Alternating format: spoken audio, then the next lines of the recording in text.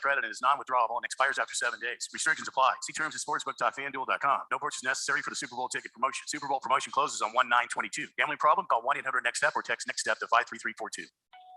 Hey guys, it's Stephen McCollum from the main event here on 1580 The Fanatic. Coming up on Tuesday at 1 p.m., we put a bow on Week 17 in the NFL. Cardinals injury and COVID updates, the playoff standings, and who can get in and out this weekend, and more NFL news.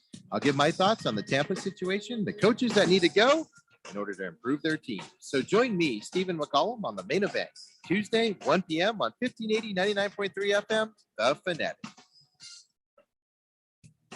Your favorite radio station. And now you're up to date on the news. Stand by for weather and traffic right after this. It wakes you up, starts your day, and keeps you informed as well as entertained. You guys are absolutely the best. How'd you like to work here? At The Fanatic, we're looking for commissioned sales reps to knock on doors, set up appointments, and extol the benefits of advertising with your favorite radio station. Send your resume to jobs at 1580thefanatic.com. Do we have a retirement crisis looming in this country? Rob Canyor here from the Retire Right with Reverse Rob show, personally inviting you to a private screening of the movie The Baby Boomer Dilemma, an expose of America's retirement experiment by Doug Orchard Films. Please join us as my guest at the Harkins 101 Theater in Scottsdale on Wednesday, January 26, 2022 from 1 to 3 p.m. for this private screening with Reverse Rob to gain valuable information about the future of Social Security, Medicare, pensions, and 401ks. Seating is limited, so please be sure to RSVP as soon as you can to reserve your spot by visiting my website, www.reverserob.com, under the events section for additional information, or simply text your RSVP to this number, 602-361-1587. That's 602-361-1587. I look forward to having you as my guest for this riveting film that could help better secure your retirement picture and protect your valuable legacy. KQFN Tempe. Also transmitting on K25CD Phoenix at 99.3 FM. And K240U Fountain Hills at 95.9 FM. All right, people, settle down because it's time. Time for what? Showtime. When does it start? Right now. 3, 2, 1. Let's get on with the show. Let's do it.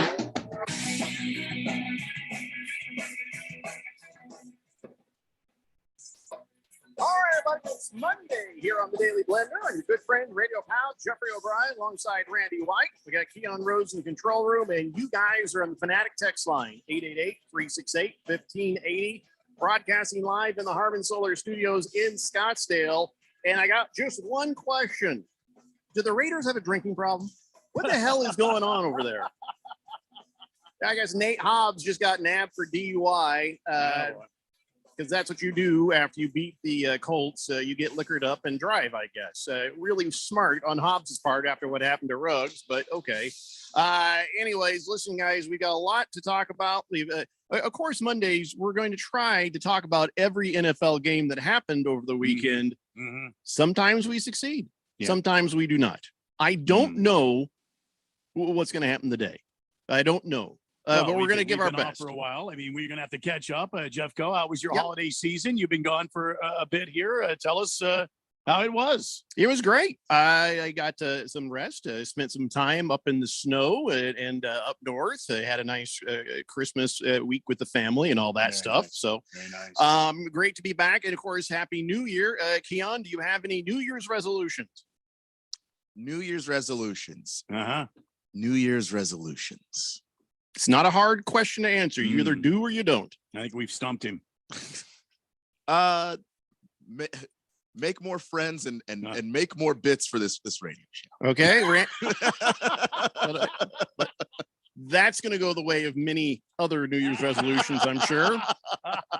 Randy, how about you? New Year's resolutions? No, I just make more money and be even better looking than I already am. Okay, so now you've told me your resolutions. My resolution is to interfere with both of your resolutions the absolute best that I can. Whatever I do, your resolutions will not come true this year. All right. Well, that is you very my much resolution. Well wishes to you too, my friend. We got a lot of people coming in on the text line before we get to that. And of course, everybody has a lot to say about their teams and what is not good, bad, ugly. A couple of things happened while we were out. John Madden, of course, passed away. You have been hit by, no doubt, a million different tributes. And I'm sure we've all seen the documentary, the John Madden show, I think is what it's called. And, that was great to watch. It was really fun and interesting, but I didn't feel like we found out a lot about him personally in the Madden show. I kind of wish I knew a little bit more about, like his childhood, his time in college, and what led him to be a coach. They kind of glazed over a bunch of stuff really fast. So I just found myself more curious about John Madden. Of course, my wife leans over and says, that video game made $7 billion. Oh, yeah. How much did he get? Lots. I don't know how much he got from the game, but he died with a net worth of $200 million when he passed away. Mm-hmm. I got a feeling he got a little ripped off by EA Sports. Could be. $7 billion, $200 million. Well, he was highly involved in the very beginning of the software of the video game. Yeah, he got 150 million for that, and they made $7 billion. Yeah, well, he got 150 million, and I think they were paying him royalties up until until he passed away. They might still be paying his family. I don't know. John Madden estate a royalty for using his name on this game. I don't see any evidences of royalties. If he had royalties on 7 billion, he might have a billion himself. You know what I'm saying? So, but what do I know? It's not my damn business. 200 million is not too shabby. No, it's not I could bad. take 200 million. It's not bad, but when it's your name that is on every one of those games, and you're the reason that is a credible thing, and you get your 150 million, they get their 7 or 8 billion. You notice. I'm just saying, you might notice. Yeah, it might be a thing. Yeah.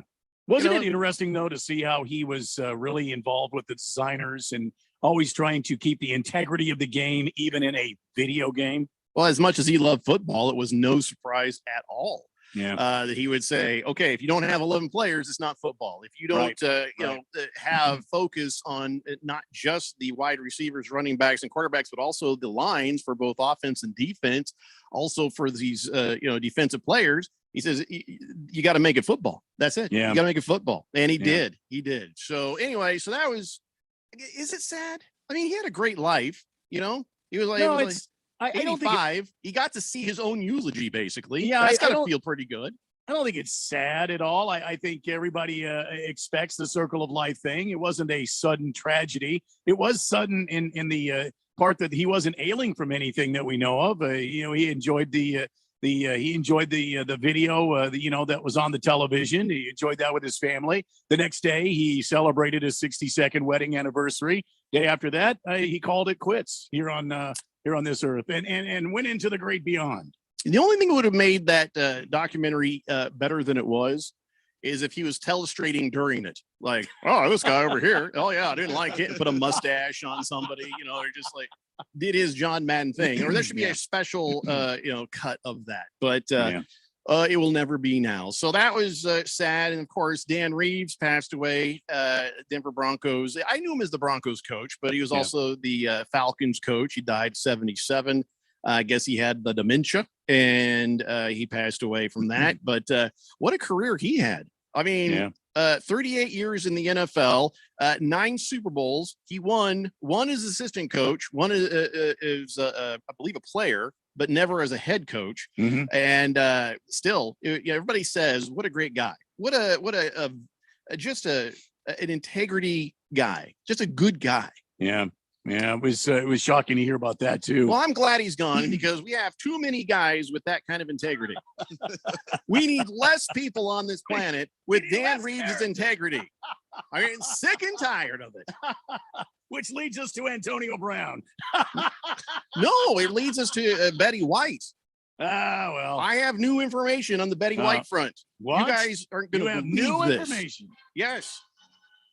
All right, every celebrity who ever had 15 minutes of fame or so has paid tribute to Betty White, right? You see this person saying this person saying that. And of course, that clout chaser, Bob Newhart on the Twitter saying about how he used to work with her. Name dropper. Right. Anyway, so this was unexpected. There's a story that went up from O.J. Simpson. Oh, dear God. He talked about how back when he was living at his now infamous Brentwood estate, his cats would always just go missing, and he'd always find them over at Betty White's place. And one time he was picking them up, and he says, "Why do they keep coming over here?" And she says, "Well, I'm so sweet, and cats like me." And so now I think what we've learned here, O.J. Simpson is a suspect in the death of Betty White. He has motive. He has anger, and I think he might have murdered Betty White. Yeah, I don't think so. He's prime suspect. They need to look into this. I don't know, because when OJ creates a crime scene, it's not exactly subtle. Well, I mean, there's no mystery generally. Let me tell you how this could have gone down.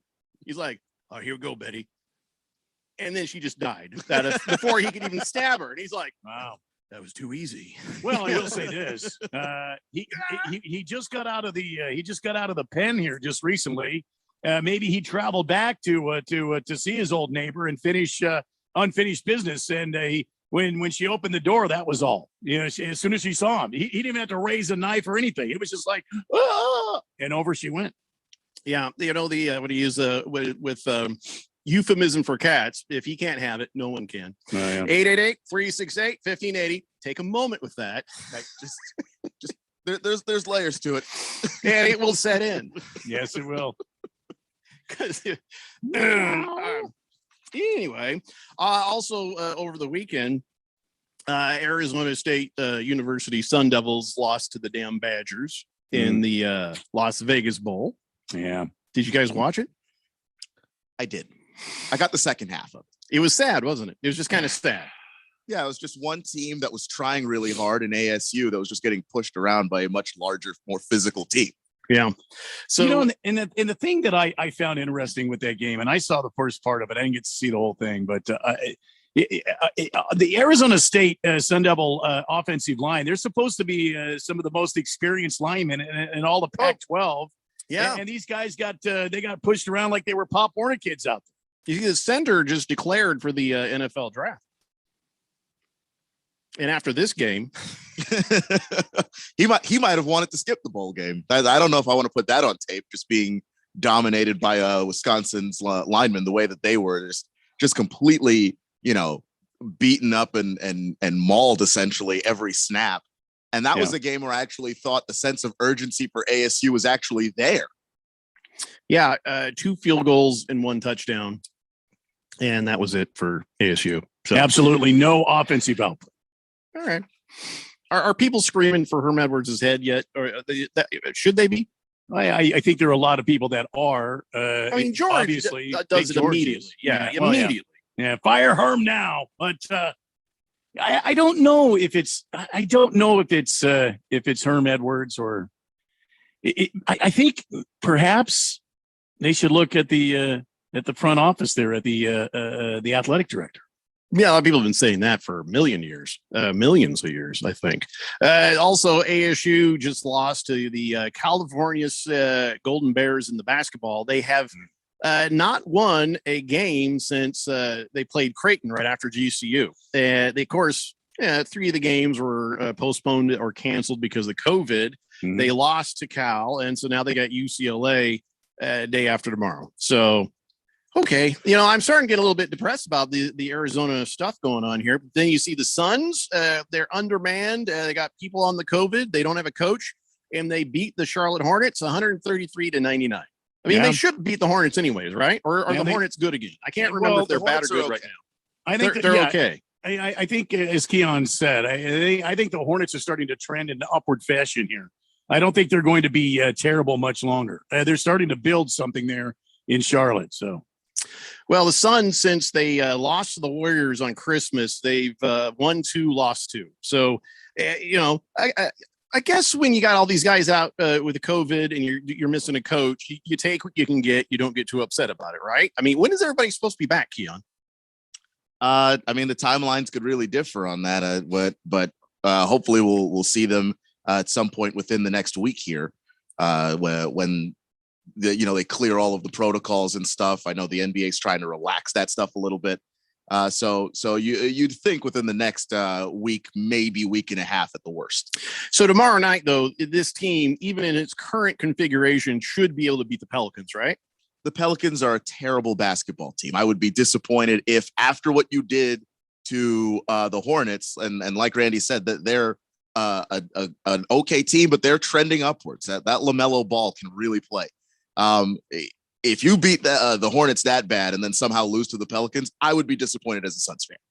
888-368-1580. Now, Keon, I know you've been working all damn day long. You did the morning show, and you were just on the main event. So back with the morning show, is there any nonsense I need to know about? Did they start any crap? Did they say anything rude? Did they treat you all right? Yeah, they treated me all right. There wasn't any crap started. Maybe a little fun being poked at the text reading that we do on this show, but that's the show. So I don't understand exactly what was going on there. But other than that, no, all good. Fun poked at the text reading. Yeah, basically, Bruce was like, he was telling me, you're on the morning show with us, but you're going to go in the afternoon and you're going to, read text to each other. And he has no idea what we do on this show. No. No. I can't even get mad about how ignorant Bruce Jacobs is. I can just stop the sentence right there. 888-368-1580. Let's get to that text line. Foobar 1000 says, howdy, Blender Bros. Hope you enjoyed a well-deserved time, but now back to brass tacks. Go ASU. Hey, Foobar. Yeah. Mars Bars 805 for some reason sent me a GIF or a picture of the Sphinx with a Raider eye patch saying "One Nation." Well, it's supposed to be one nation under a blood alcohol content of 0.08, and you haven't achieved that, Raiders. Yeah. Lost Toby says, Happy New Year's. Happy New Year's, Lost Happy New Toby. Year. Baker's Cocky Hen says, let's have a great 2022. Starting out well with the domination in Blender League 6 Super Bowl this week. That's right. Nobody cares. Nobody cares about your wins, especially when I lost. But listen, here's what we are going to announce all the winners tomorrow. Of all the different leagues, and we'll talk about that stuff. Yeah, tomorrow. Hey, you had a hell of a game there in the last couple of games in the consolation league there, though, Keon. Your team finally became the greatness that it was supposed to be. Long after the season was over, and even then, I lost the first consolation game, and then the second one was the one where it woke up. Sorry, because the first consolation game actually went well. And then I somehow lost, even though I scored like 140 points. Like, I don't know. I don't get fantasy football anymore. You're not going to quit, are you? No. Yeah, Randy, you're not going to quit, are you? You always yell and scream like you're going to, but you're not going to quit, are you? I remain silent on that topic. Well, we have to know what's happening so we can set up for who's coming in the Premier League next year. So you will have to answer that question eventually. Well, I mean, as long as I'm part of this program, I suppose I am bound by duty to he said duty. What was I saying? Oh God, I don't know. Anyway, yeah. King Kitten says, thanks for nothing, Baltimore. Okay. Gonna need more context there. Wow. Kittens.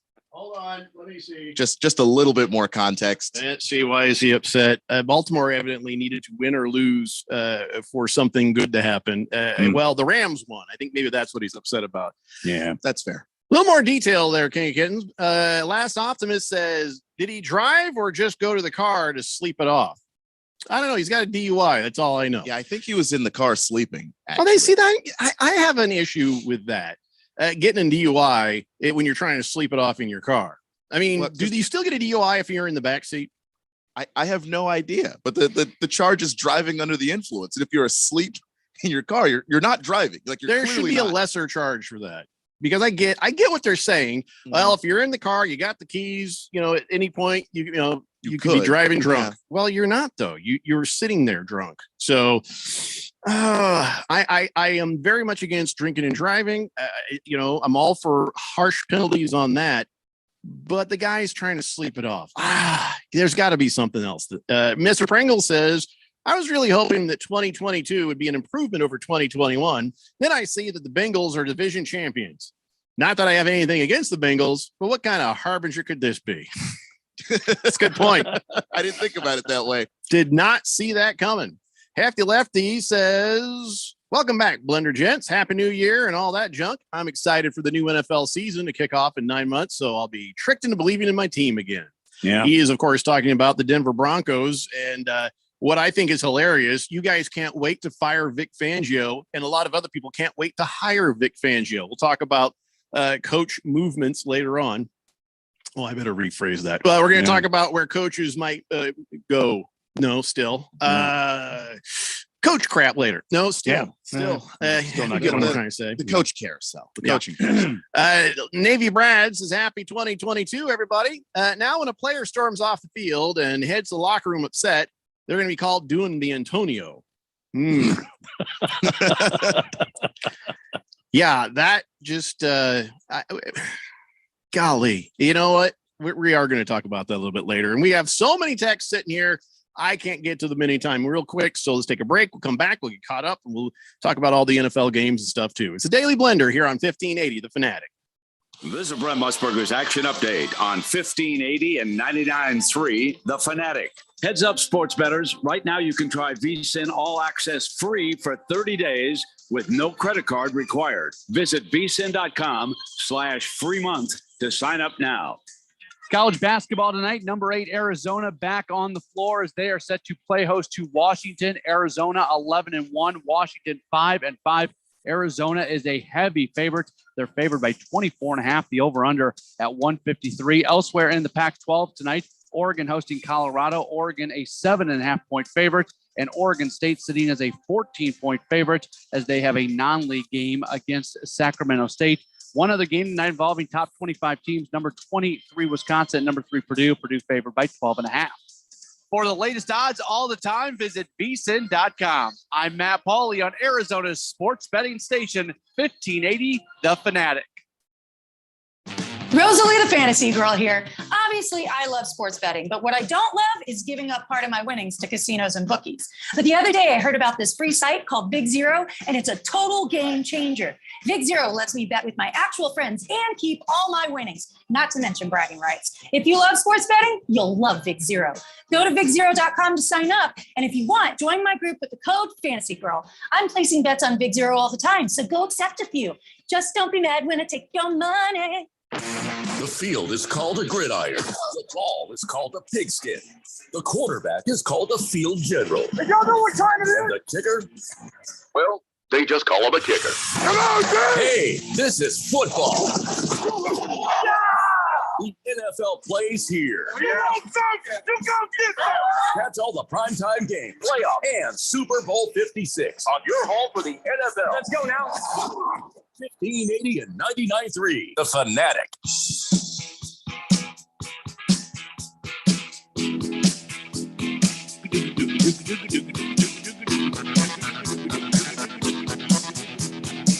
Today, the Blender here on 1580, The Fanatic, coming up at 5:30 p.m., the final edition of Monday Night Football, Browns versus Steelers. And, of course, I'm going to try to be watching the Manning cast since it's their last Manning cast of the year. I don't know if they'll ever do another one, to be honest. Who knows if they do this again next year. But I guess Aaron Rodgers is specifically going on tonight because he thinks he can break that Manning curse.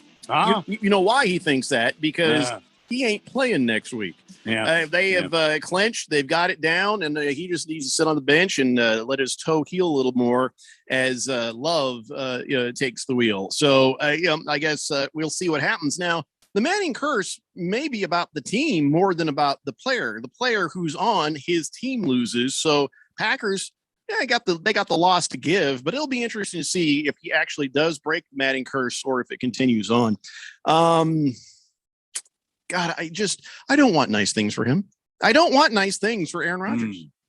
That's because he's so creepy. Well, he has become creepy. But my wife, I was pretty sure for a lot of years had a crush on him. But she doesn't any longer, though. I don't know.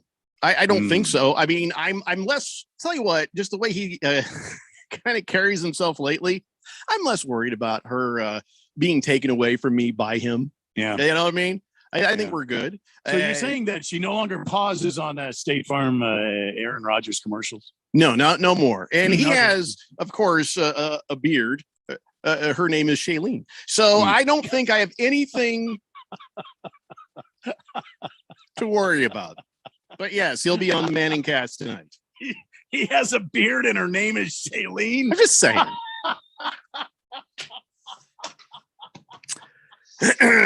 Let's see. Oh boy. Mr. Wilbur says, and when do you guys allow me to go on a 5 or 10 minute rant about how angry I am about the UCLA football team and how they should get zero for money dollars on behalf of the Pac-12, and all their money should go to the other 11 schools for what they did to North Carolina State and their bowl game?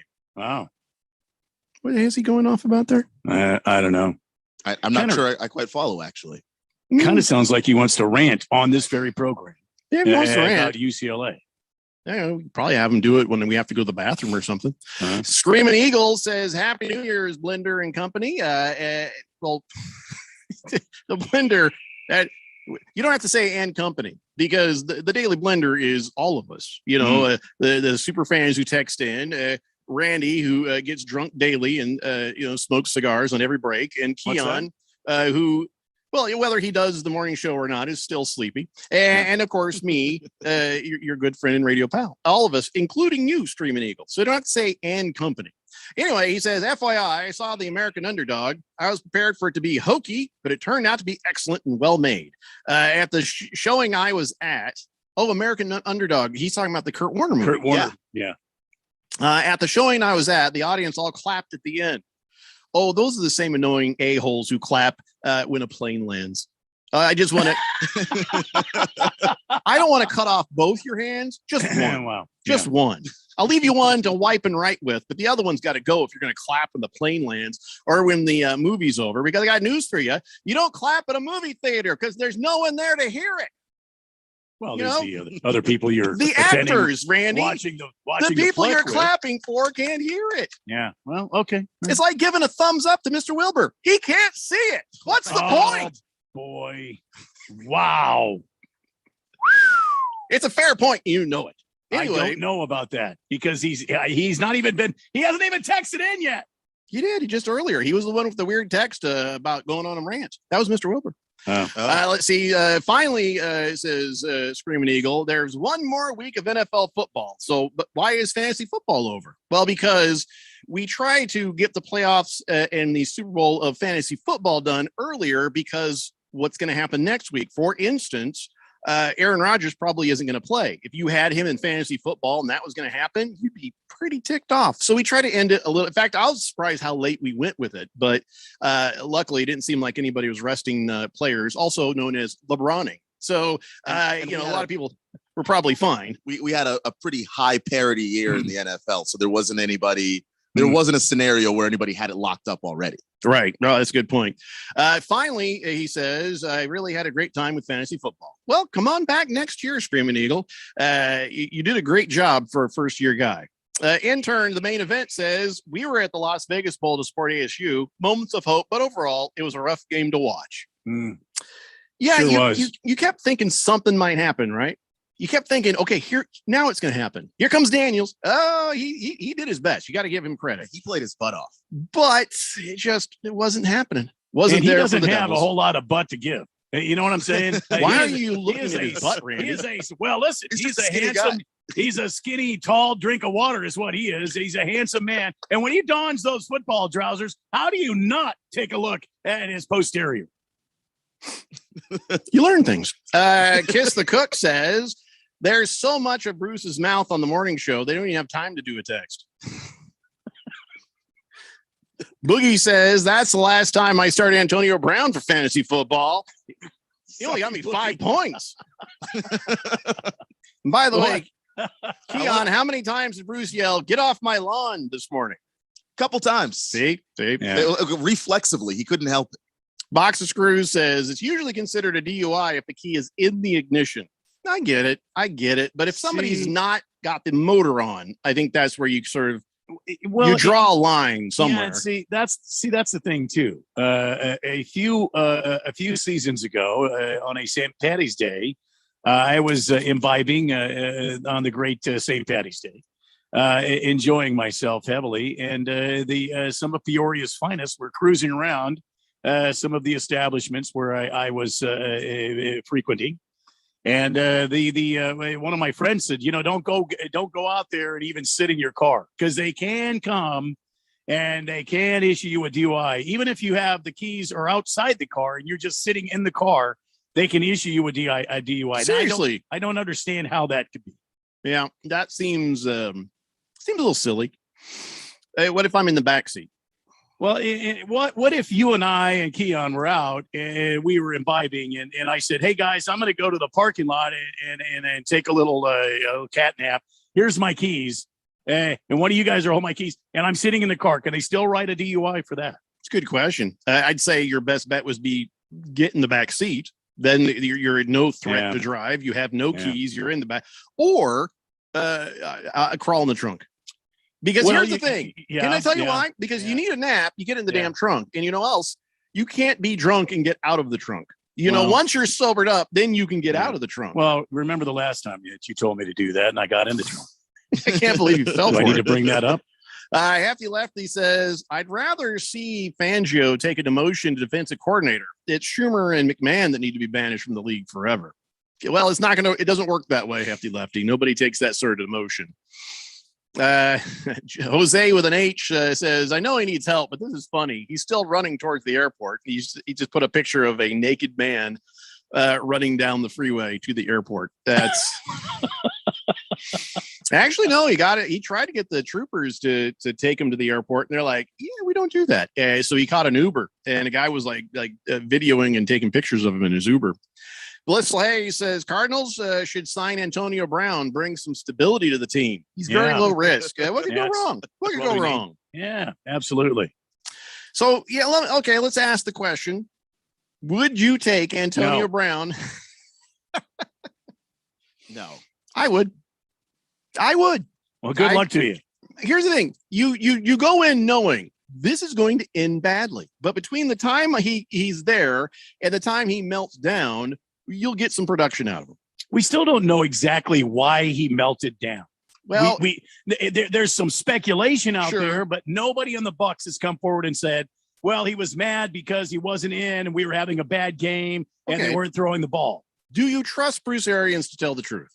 Well, I mean, I do. Because he was pretty straightforward yesterday. He says, well, the way he worded it, though, it might have been clever. Bruce Arians says, I don't know if he was injured, meaning he was unaware of an injury, or I don't know that he was injured because I think he was full of crap. I don't think he should have been able to play. So that could go either way. The way he exited the field, he wasn't injured, clearly. Well, walking off a field's different than walking. Hell, he was doing jumping jacks in the end zone and throwing peace signs on the way out, and throwing all of his equipment into the stands. I mean, he wasn't injured. Well, he took his gloves off. And his ankle was the issue, not his arms. He was jumping around like a crazy man in the end zone. Well, now you got it could have been crazy man adrenaline though. He might still have a hurt. I'm trying to give him the benefit of the doubt, like Tom Brady asked us to do. He asked everybody, please, let's just be kind to Bruce Arians and to Antonio Brown. Bruce Arians even says, I care about him. I hope the best for him. But he turns around and says, hey, I need you in the game. Nope. What? Get your ass in the game. I need you in the game. Nope. Then get the hell out of here. That's how that went. And Bruce Arians, at that moment, as coach, 100% right. Unless Antonio Brown was legitimately injured, then Bruce Arians has a part to play in the meltdown of Antonio Brown. Well, I mean, I can't say anything about any injury. It didn't seem like he was injured as he was exiting the field. And all that, to be honest, all he had to say was to say to Coach Arians and to the training staff, I'm injured.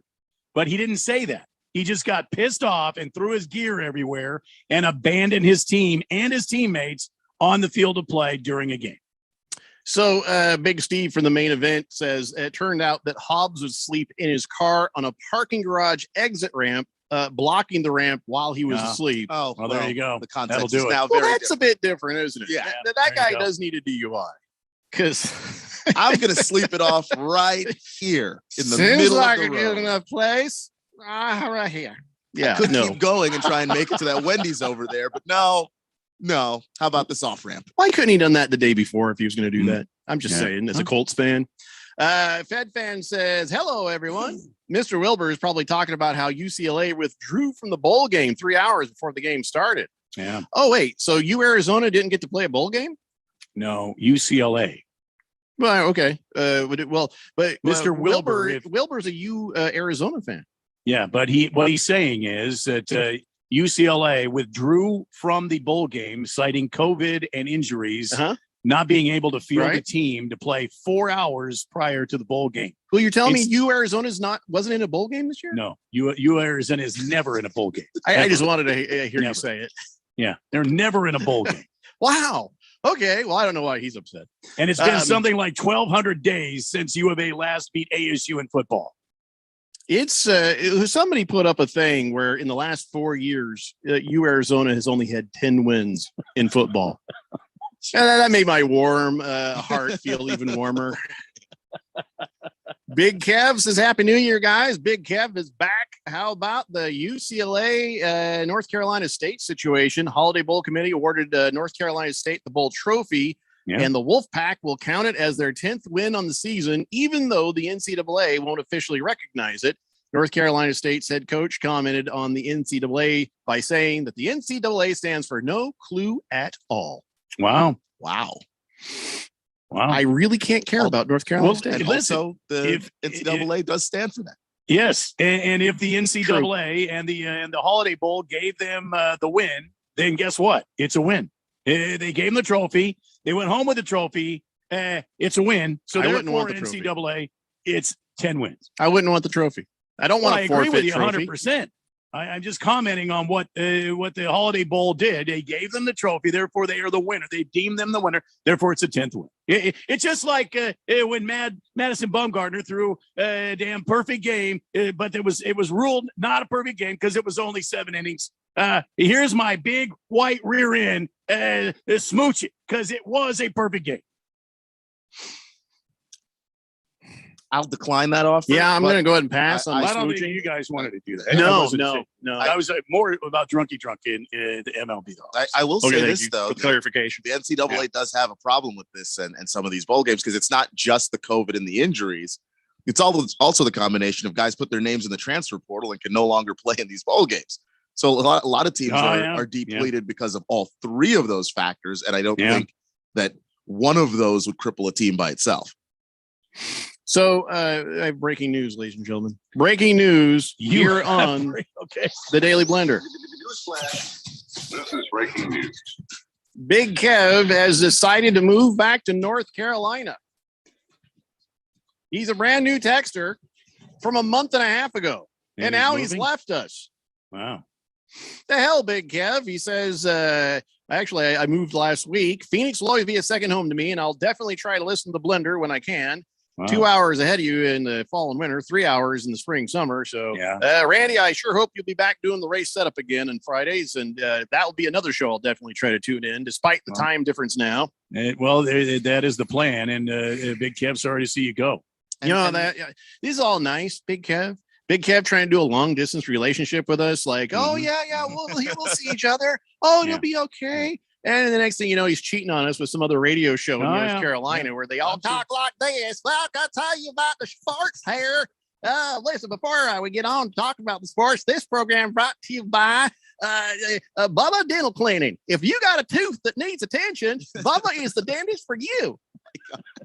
Now, Harold, you can't call him a dentist. He's not a real dentist. He did not go past school in 8th grade. Well, I'll just shut up. I'm trying to make the money here. That's the show Big Kev's going to end up listening to. Cheating on us. Wow. I'm angry now. Okay. I was just going to say, Big Kev, you can always listen to the podcast. Yeah, Big Kev. You won't be able to text in anymore, but you can hear us. Sure, whatever. Mr. Wilbur says, come on, guys. All three of you have probably been stood up at your prom night. Nope. Never happened. No. I'm just going to stop you right there, Wilbur. No. Have you ever been stood up for a big date or anything? Me? Left at the altar? No. I mean, I've been stood up for a date before, yeah. All right. No, Keon knows your pain. Yeah, Keon. Keon's that guy. Nobody's ever stood me up, though. Not prom, but a date. Yeah. Not everybody can be Jeffrey O'Brien. It's just one of those things that happens, Keon. That's true. Lost Toby says, guys, you don't put Randy in the trunk. You throw the keys in the trunk. I don't think that's going to be helpful either, because then you've locked yourself completely out of the car. Yeah. See, now there you go. Maybe that's what you meant. Lost Toby also says, Keon, no longer a blender trainee, huh? Congratulations. Well, that's true. We stopped training him back in July. What are you talking about? I got trained for a week. Lost Toby is weird. He says, I went to the Denver Chargers game to support my kicker. No luck. Yeah. Oh, in fantasy football. Yeah. He says he's in for next year. He lost his final this year. I got to tell you what, we're going to talk about all the NFL games that happened over the week. And one of these cats, this is a guy who made somebody's life amazing or completely destroyed their hopes and dreams with ridiculous amounts of points, 67 some odd points in the fantasy football. If you know who I'm talking about, you're very happy, very mad. If you're not, well, then you'll find out soon enough. Senior Wake and Bake says, sup, fellas, happy new year. First and foremost, rest in peace, John Madden. Okay, my Niners won. How about you and Randy there? Cards win? Huh? How'd they do? Huh? Colts? Yeah, nobody. Yeah. The Washington football team? Huh? Yeah. They lost in the way that they should have. Yeah. And they now have the 9th spot in the NFL draft. He says, Cardinals, but Randy, did they win or did they just survive? No, they won. And I think they won against a pretty good team, a team that came out flat and played flat all game long and tried to mount a comeback at the end of the game there. I think the Cardinals showed a lot of promise. And by the way, they were down 16 players, including our starting running backs. So I think the damn Cardinals played a pretty good game. You win by a field goal. I think you survived. I got to agree on that. I think a W is a W. When we come back, we'll talk about the Cardinals, we'll talk about my Colts, we'll talk about the Washington football team. Then we'll talk about every other game that happened that made or broke your heart. Okay. Let's do that right now. It's time for these commercial sponsors who you must pay close attention to. You must do what they say. You must do what they say. Buy stuff. Call things. Do things. Do what they say. I'm trying to hypnotize them with my eyes. I haven't blinked in like 4.5 minutes. It's impressive. It's the Daily Blender here on 1580 The Fanatic. This is Aaron Warby, host of the Bulls and the Bears Radio Hour. In the show, we try to teach the tools, rules, and strategies that traders and investors need to do better with their wealth and portfolio income. But most of the time, an hour is just not long enough. At Online Trading Academy, we believe that the average person should be given the tools, rules, and strategies that Wall Street's elites have been using for years to outperform others. Are you one of the millions that have recently established a trading account? Or have you always wanted to trade or take a more active role in guarding and growing your own wealth, but have not had the know-how or confidence? We want to invite you out to a complimentary 3-hour power trading and investing workshop, where you'll learn what it is that the professionals use to limit their risks and maximize their possible gains in both trading and investing. To register, call 8448-TRADER. That's 844-887-2337, or text the word stocks to 25029. Again, that's stocks to 25029. Reserve your seat now.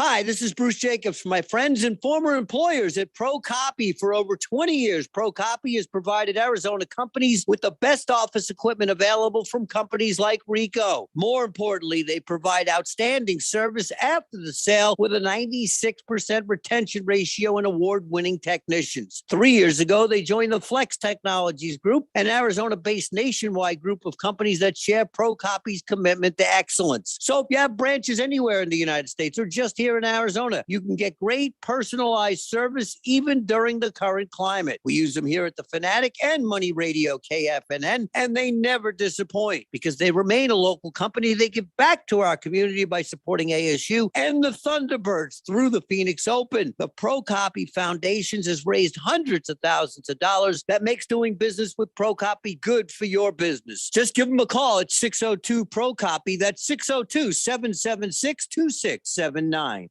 Without education, poverty follows a family one generation after the next. But College Bound AZ provides educational pathway to students starting in the 7th grade and turns dreams into degrees. Your support provides laptops and other things to ignite that journey. To help, Chicago Fest West happens Saturday, March 19th at Mesa Convention Center, and the proceeds benefit College Bound AZ. It's a celebration of Chicago during Cub Spring training through music, food, a classic car show, and more. Get your tickets at chicagofestwest.com today.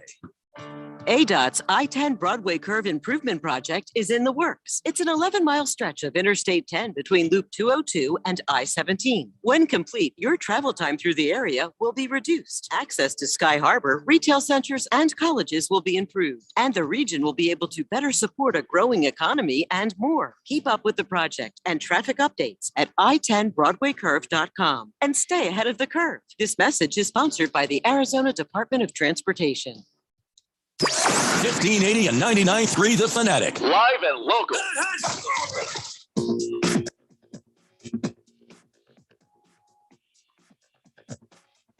I will drive on the Broadway curve.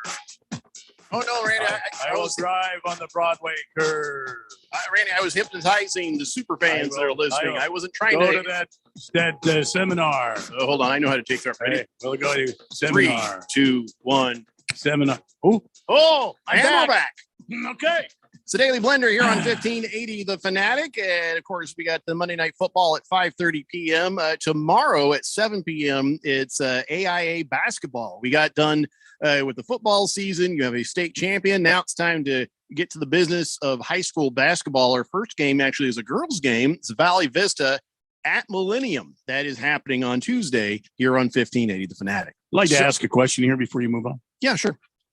Is AIA AZ Preps 365? Are they going to have high school baseball? I don't remember. I think, did we do some games? I know we did some GCU games. Yeah, Why I don't we just know that we concentrate are on football and basketball and not baseball? because we don't like to put people to sleep that often here on this radio station. Having played in the great state of Arizona high school baseball. I'm just trying to piss you I am off. offended, sir, that you would say. I don't know. Ask them. We got a lot going on. Listen, we got a lot going on in the spring. We're home for NCAA basketball, and we've got you're home for the Arizona Rattlers. You're home for a bunch of stuff. One thing that I don't want to be your home for is the USFL. Did you guys see the commercials for that? Watching football over the weekend? Yeah, I saw it. I wish they wouldn't. I'm just. Listen, I've been saying this every time that the XFL comes back or the AAF or the whoever. I always say it ain't going to last past the season. And sometimes it didn't even last a season. Okay. So can we just until the NFL decides to do a minor league or do some sort of spring football, can we just not? Because I like the idea of football continuing, but it is yet to work. Why? Why has it yet to work? Because I don't know. You tell me. There's a quality gap. I mean, it's pretty obvious. Even if you love football, it's plain and obvious that when you see the XFL or the Alliance of American Football, there's a gap between the quality of player in the NFL and the player that's in that league.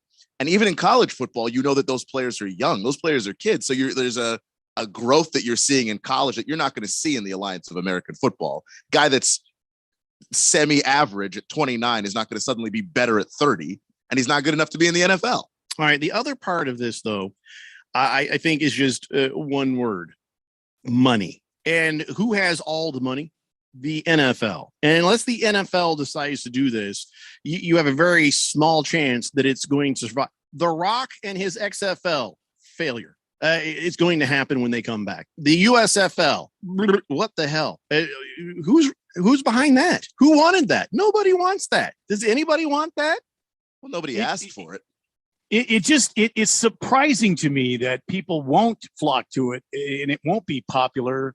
And I'm not saying that it should be. I'm just saying it's surprising to me with how rabid America is for NFL and college football. It just surprises me that springtime football, yes, it's not the NFL. And that's the whole reason they don't call it the NFL. They call it the USFL. It's not going to be the NFL, but it's still like You can still get guys up there that are somewhere between college and professional football, don't you? I think women are behind this.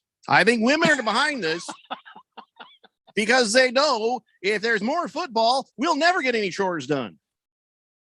I think why would they your not reasoning want is you to get chores backwards. It would seem like women would love for you to get chores done. That's why they're crippling the efforts of spring football. Oh, I see. Okay. Makes sense now. Yeah. Follow the genius bouncing ball. Guys. I will. I'm sorry. We're about moments away from talking about the Arizona Cardinals' huge victory over the Cowboys. But let me just get caught up here.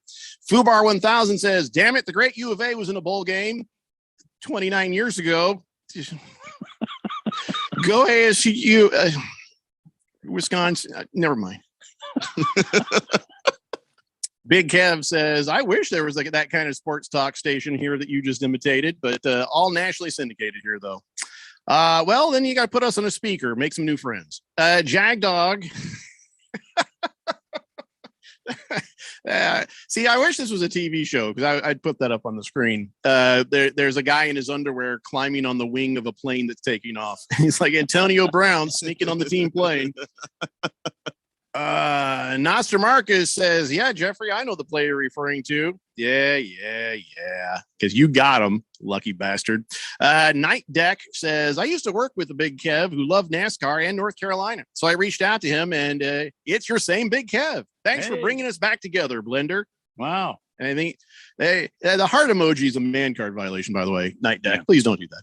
Then he says, "And he does talk like your North Carolina accent that you just did." So I just did a dead-on Big Kev impersonation. You know what's weird is I started doing that voice for Chicago. Oh my God, Bob Schwersky. Yeah. And then he came in, and we were all like, "Oh my God, he actually does talk like that." Mm-hmm. So that's I am 2 for 2 on that one. Last Optimist says, "Jamar Chase with Tom Brady gave me 110 of my 187 points. Wow, you lucky dog." King Kenton says, "Well, I've never been stood up before. One time I was on a first date with this chick. Things weren't going well. She got up to use the restroom. I looked at the bartender and said, 'She's not coming back, is she?' And he said, 'Nope.' And that was that." I think that what you should always do is make sure you sit in a place where you can see the bathroom. You make her crawl out that window. You know what I'm saying? If she wants out of the day, you make her crawl out that window. Don't let her get away with that. Follow her to the bathroom. Well, don't wait. Hold on. Hang on. I mean, she can put some real effort into her escape, but definitely don't follow her. Go ahead. Like, "I'll be right out here," and then listen for breaking glass. Can I get a boost? Yeah. That now you know. Hefty Lefty says the XFL was doing okay until COVID ended it. If that were the fact, then they'd have been back. No, they weren't. They weren't doing okay. Kiss the Cook says, "I don't know what Antonio Brown's issues were. He got what he wanted. He told Arians his ankle was injured, so he refused to play. Arians then told him he was benched, so he throws a hissy because he's benched. Self-centered, egotistical asshat. Or a guy with serious brain damage. We don't know. We'll talk about him a little bit later." FedFam says, "Wow, just when I thought Jeffrey couldn't be more of an idiot, but I was proven wrong again." Okay, which part? Can you be more specific? What did he do now? Yeah. Would I blame the women for crippling the XFL because they want us to do chores? That's my guess. I'm guessing that's it. Yeah, but there are some women out there who are wives going, "Oh crap, he's on this." Just a Tip says, "Good afternoon and happy New Year, gentlemen. Hope you all had a safe and happy holiday season. Cardinals defense kept DeMarcus Lawrence to almost zero impact. That's Rodney Hudson doing his job by letting everyone else on the O-line know what their job is." All right, Randy, let's hear. We've gone this far in the show without talking about the Cardinals keeping the Cowboys at bay as they try to make a comeback. And now Kyler Murray is undefeated at AT&T Stadium. And okay, what were your thoughts on the game? Well, I thought the Cardinals played a little better, but let's keep a couple of things in mind. This was not a survival game for the Cardinals. A survival game would have been the game against Minnesota, where the field goal kicker missed the winning field goal and the Cardinals win. That, to me, is a survival game. What happened this past weekend? The Cardinals were in charge almost the entire game until the fourth quarter. That's when Dallas started to come together and make some things happen. And I have a feeling that's Vance Joseph's way of playing quote unquote prevent defense. Give them all the yardage they want. Just don't let them in the end zone. And if you look at it, that's the way it happened. That's true. They played prevent defense in the quarter. They were just trying to hold on to a lead. Do I agree with that? No, hell no. I'm a guy, you know what? You're not safe. You need to put up a few more points here and finish this game. And by the way, Cliff Kingsbury, can you please finish the game? The Cardinals, when they score over 30 points, that's when they were strong as an offense. They were winning games. That's when they were almost unstoppable. Since they stopped scoring over 30 points a game, they've been losing. And they eked out this win this past weekend because your defense kept you in the damn game. So your offense is one-dimensional. Let's get something going here that will keep the gas on and keep scoring some points. Any way you can, you got to score more points or you're not going to make it through the first round of the playoffs. Is this some sort of a metrics thing where they decide at a certain point to play super conservative? Because you're absolutely right. They need to keep that foot on the gas, keep playing for real, and not trying to kill clock for clock's sake. They need to keep pushing and scoring points if 100%. They can. I 100% agree. Look, but is that a metrics thing, Keon? Is that what that is? I don't know if it's a metrics thing, but I do think that the efficiency could definitely use some work because I think that's where the scoring problems start is you get into the red zone. And what I've noticed with the Cardinals in the second half of this season is that they're not great at finishing drives with 7. They'll get in there. Sure. 3 is good. Take your points if you have to. But they at the beginning of the season, those first games where they were undefeated, they were finishing drives with 7 routinely. And now they're not. Cardinals are up 22-7 at one point. Yeah. And then they took their foot off the gas. I got to tell you, they need to keep that foot on the gas, Randy. They got to keep going. I agree with you. And I'm not saying I know anything about it. It just seems like to me, the casual observer who's screaming and yelling and throwing things in his living room, that's what's happening. You get a lead and then it's like they take their foot off the gas. And by the way, I don't think this team can be a clock killing team, especially without James Conner. You don't have your stud back there that's able to eat up some yards and burn up clock. Then here's what you got to do. You keep your foot on the gas, score as many points as you can, and let your defense hold the other team back. Hey, by the way, speaking of running backs, who was that dude at the very beginning of the game they gave a couple of carries to, and he seemed phenomenal, and we never saw him again. I think his name is Douche or something. Dortch. Yeah, that's what I said. So this Douche is out there. This Douche is running his legs off, and they pull him out of the game. They should have kept the Douche in. He's one of our guys, so I don't want to call him that. I'm just saying. That's what I said on his jersey. Greg Dortch. Right. That's what I said. Anyway, so what's the deal? Why did they not play him more? He looked like he was doing great. Then you got to see these other guys running into the brick wall and not getting any yards. Boy, I don't know. Keon, you got any answers? Because that always amazes me. You get a guy that comes in there. It's like in the NBA. A guy gets a hot hand. Who do you feed the ball to? The guy with the damn hot hand. If this guy's picking apart the Dallas defense, give it to him and let him keep doing his thing. Yeah, my guess is that they're trying to, because he doesn't have all of the game time experience, they're trying to ease him into it. But you can't ease people into things in the NFL. This is a next man up league. Yeah, that was one effective Douche. You know what I'm saying? He was running like a crazy man, and I think they should have given him more time. I think they should have given him more carries. Why would he had success, both carries, and we never saw him again. Yeah, they were like 26-yard runs too. It wasn't even 10 or 15. It was right. A chunk. So what happened? Those are the ones on the call sheet you're circling in red ink. We're going to go back to this play right here. Oh, that's right. Your coach is Cliff Kingsbury. I stand corrected. Or my answer is questioned. Wait, what? Well, whatever the case, congratulations on clinching your playoff appearance and seeing your Cardinals beat the Cowboys. Who do you play next? The Seattle Sea Chickens. Oh, that'll be fun, man. That'll be fun. It's a lock. You bastard. It's the Daily Blender here on 50. Fanatic.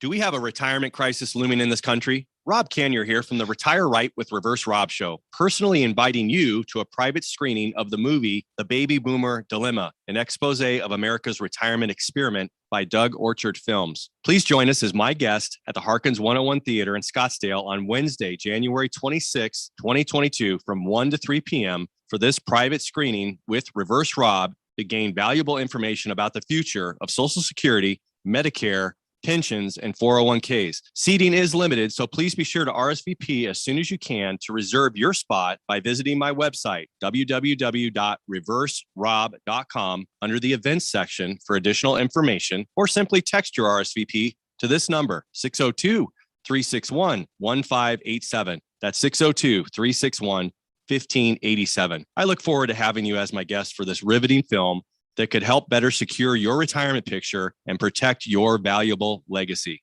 You want to feel important. You want to be a part of something bigger, something that matters and can help change things. You want to feel like you belong. We know. We felt that way too. And that's why we did something about it. We aren't just Army National Guard soldiers. We are normal people just like you. And together, we can make a difference. Take on your legacy. Visit NationalGuard.com to find out more. Sponsored by the Arizona Army National Guard, aired by the Arizona Broadcasters Association and this station. Rosalie, the fantasy girl here. Obviously, I love sports betting, but what I don't love is giving up part of my winnings to casinos and bookies. But the other day, I heard about this free site called Big Zero, and it's a total game changer. Big Zero lets me bet with my actual friends and keep all my winnings, not to mention bragging rights. If you love sports betting, you'll love Big Zero. Go to bigzero.com to sign up, and if you want, join my group with the code Fantasy Girl. I'm placing bets on Big Zero all the time, so go accept a few. Just don't be mad when I take your money. If you're worried about your investments, you're not alone. These are challenging times, but it's not time to panic. It's time to act. Hello, I'm Mo Ansari, founder and president of Compact Asset Management. With over 40 years of experience in the financial markets, I've seen what panic, indecision, and bad advice can do to investments. When markets are up, especially when they're down, it is important to be decisive yet balanced. That's our approach at Compact Asset Management. Call my office today at pound 250 and say, talk to Mo.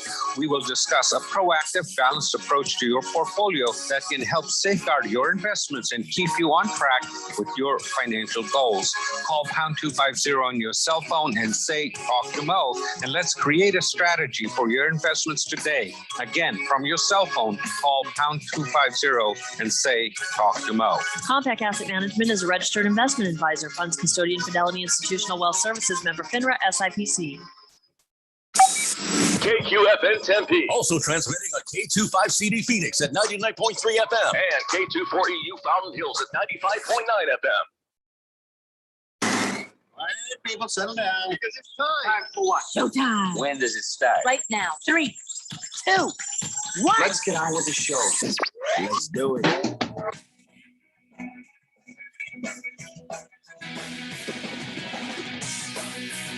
All right, everybody, it's 4 o'clock here on the Daily Blender. I'm your good friend, your radio pal, Jeffrey O'Brien, alongside Randy White. We got Keon Rose in the control room, and you guys are on the Fanatic text line, 888-368-1580, as we broadcast live in the Harman Solar Studios in Scottsdale.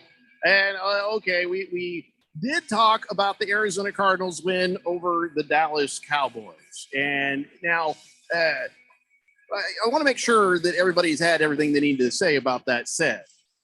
So, all right. So, Randy, going into the playoffs, do you think that the Cardinals have sort of shaken off their slump, or do you think they're still in the sort of same struggle mode? I don't know. If this past game against the Cowboys is any indicator, I would say we still have some fog going on, especially with this offense.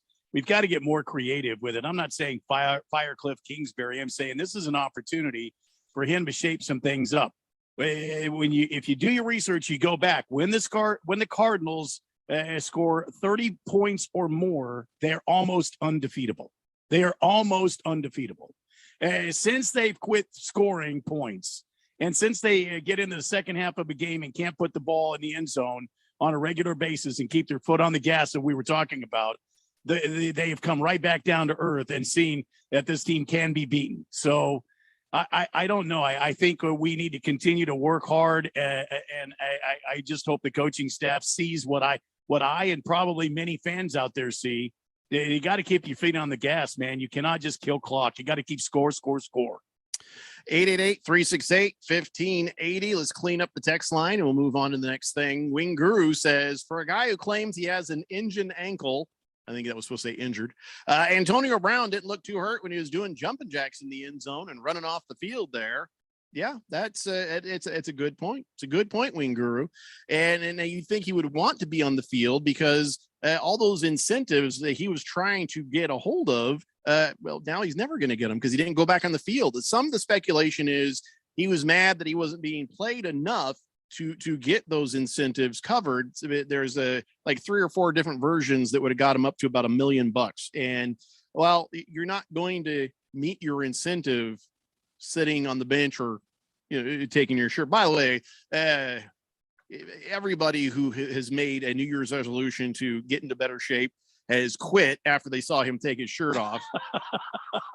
Like, I'll never look like that. Now, washboard abs, yeah, I'm done.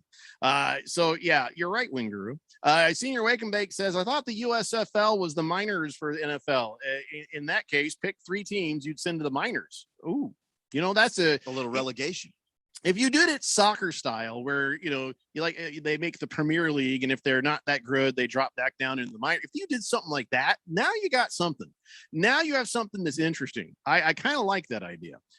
Scratch Me Because says, welcome back, gents. Next time you all take off, could you please just run repeats of your old shows? It's hard to turn over to 1580 at 3 p.m. and not hear your guys' voices. Oh, you're too kind. But yeah, best of. Yeah, we have yet to. Yeah. We have yet to find enough material to fill one show. All right, that's a lie. We have yet to have enough good material to fill 1 hour. So yeah, that's sorry. For a best of, you have to have a best. Yeah. Tiger Paws, hey there. She says, in one game that player was sitting on my bench, in the other game he was my opponent. I got screwed both ways. That was just unexpected, wasn't it? Boogie says a spring football league could be successful. There are a lot of positives that could come from it, but I do agree with Jeffrey. If the NFL partners with the league, it would guarantee it would be sustainable. I'm not saying partner; they have to run it themselves. He says, by the way, can we skip the Sea Chicken game today? No, we can't. And by the way, did you see Big George at the Green Bay game? No shirt and everything. No, Boogie, I saw your Twitter feed there on that. And let's be honest, that dude looked a lot more like you than he did Big George. Oh no. Wow. Those guys that had their shirts off taking selfies and stuff. Wow. It was more just because of the beard that one guy had. Skull says, Chubb better have a miracle game, Randy. Skull. Hey, there's Skull after forever. Fish Tank says, let me just cover the Finns game real quick. Holy crap, it was awful. I'm usually a Tua defender, but my goodness, looked like the dude had never seen rain before. And for some reason, in terrible weather game, we still threw the ball 38 times because, well, we also don't have a running game. So time to jump on the Cardinals bandwagon for the rest of the way. All right. Welcome aboard. Plenty of room. Take all visitors. Mr. Wilbur says, all right, let's get something perfectly straight. I am the only person associated with this radio show who could be in a parked car with the keys ignition and the engine likely even running, and me sitting in the front passenger seat, totally drunk, and still not get arrested for DUI. Take that, says the blind man. Wow. Wing Guru says,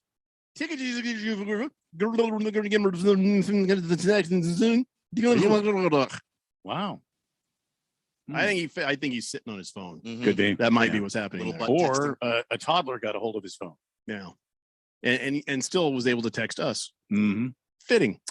Senior Wake and Bake says, are we talking NFL yet? Okay, Cards make playoffs barely. They won't advance past the first round. Be aware of the Bucks, the Bills, and the Packers. Well, I don't know about the Bucks. The Bucks are in trouble. No. The Bucks are in trouble. Chris Godwin so. is out. Now AB walked off the field. What do you got? You got Mike Evans. Who else are you going to use out there? You got Gronkowski and you got Mike Evans. What else are you going to do? They have guys. Their secondary. Their secondary is in trouble as well. You also have a week of rest ahead. Whatever happens. So I don't think they're in that much trouble. I don't think they'll. I don't think there's a week off in between the regular season and the first playoff game. No, I'm talking about their next game. Like they've clinched already. Yeah. Oh, okay. I see what you. Okay. They don't have to play anybody, and they'd still make the playoffs. Blissful Hayes says maybe Antonio Brown took off his uniform and ran off the field because he had an appointment to get his booster shot. What might have saved him. What might have saved him, like if he thought, "Oh, I want to walk this back, maybe just leave myself an out." If he'd yelled "bees, bees" the entire time, then he was like, "Oh my God, the guy's got bees in his uniform." Yeah. Hey, Charlie Boy says, "Hey guys, Happy New Year." Mr. Antonio Brown is a moron. Enough said. Pour me a soda, please, and thank you. I forget which Buccaneers player it was, but you can see when he's taking off his pads and taking Mike off Evans. his shirt. It might have been Mike Evans, but someone is just staring at him on the bench, just like, what the hell are you doing? Like everyone was completely confused at what was going on. Some of the security guys that looked over thought a fan had run on the field and was doing all this. And they started. He's lucky to he move, didn't and get then tackled. They realized it was him and backed off. But I'd like to see those guys try to tackle AB. Good luck. Well, it was an away game, so yeah, it's plausible. Thundar, the Santa Barbarian, says, "I agree with the guy who said last week was weird. Don't go off air again. We missed you guys. Well, Randy and Keon anyway. Just kidding, Radio Wow. Pal. We missed you too. Thanks." Roll Tide Kara says, "I need the Blender's opinion. Skull says it's cheating to offer to give players to a fellow fantasy player who's in the Super Bowl when you're not. You're not allowed to trade. There's a trade deadline in November." But I would say that even if there wasn't, that would be cheap. Yeah, that's dirty pool right there. That's no what that bueno. is. No bueno. Yeah, don't do it, Roll Tide, Kara.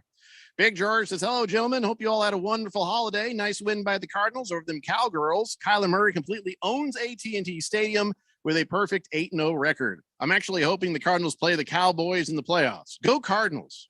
Do you want to see these guys again, Randy?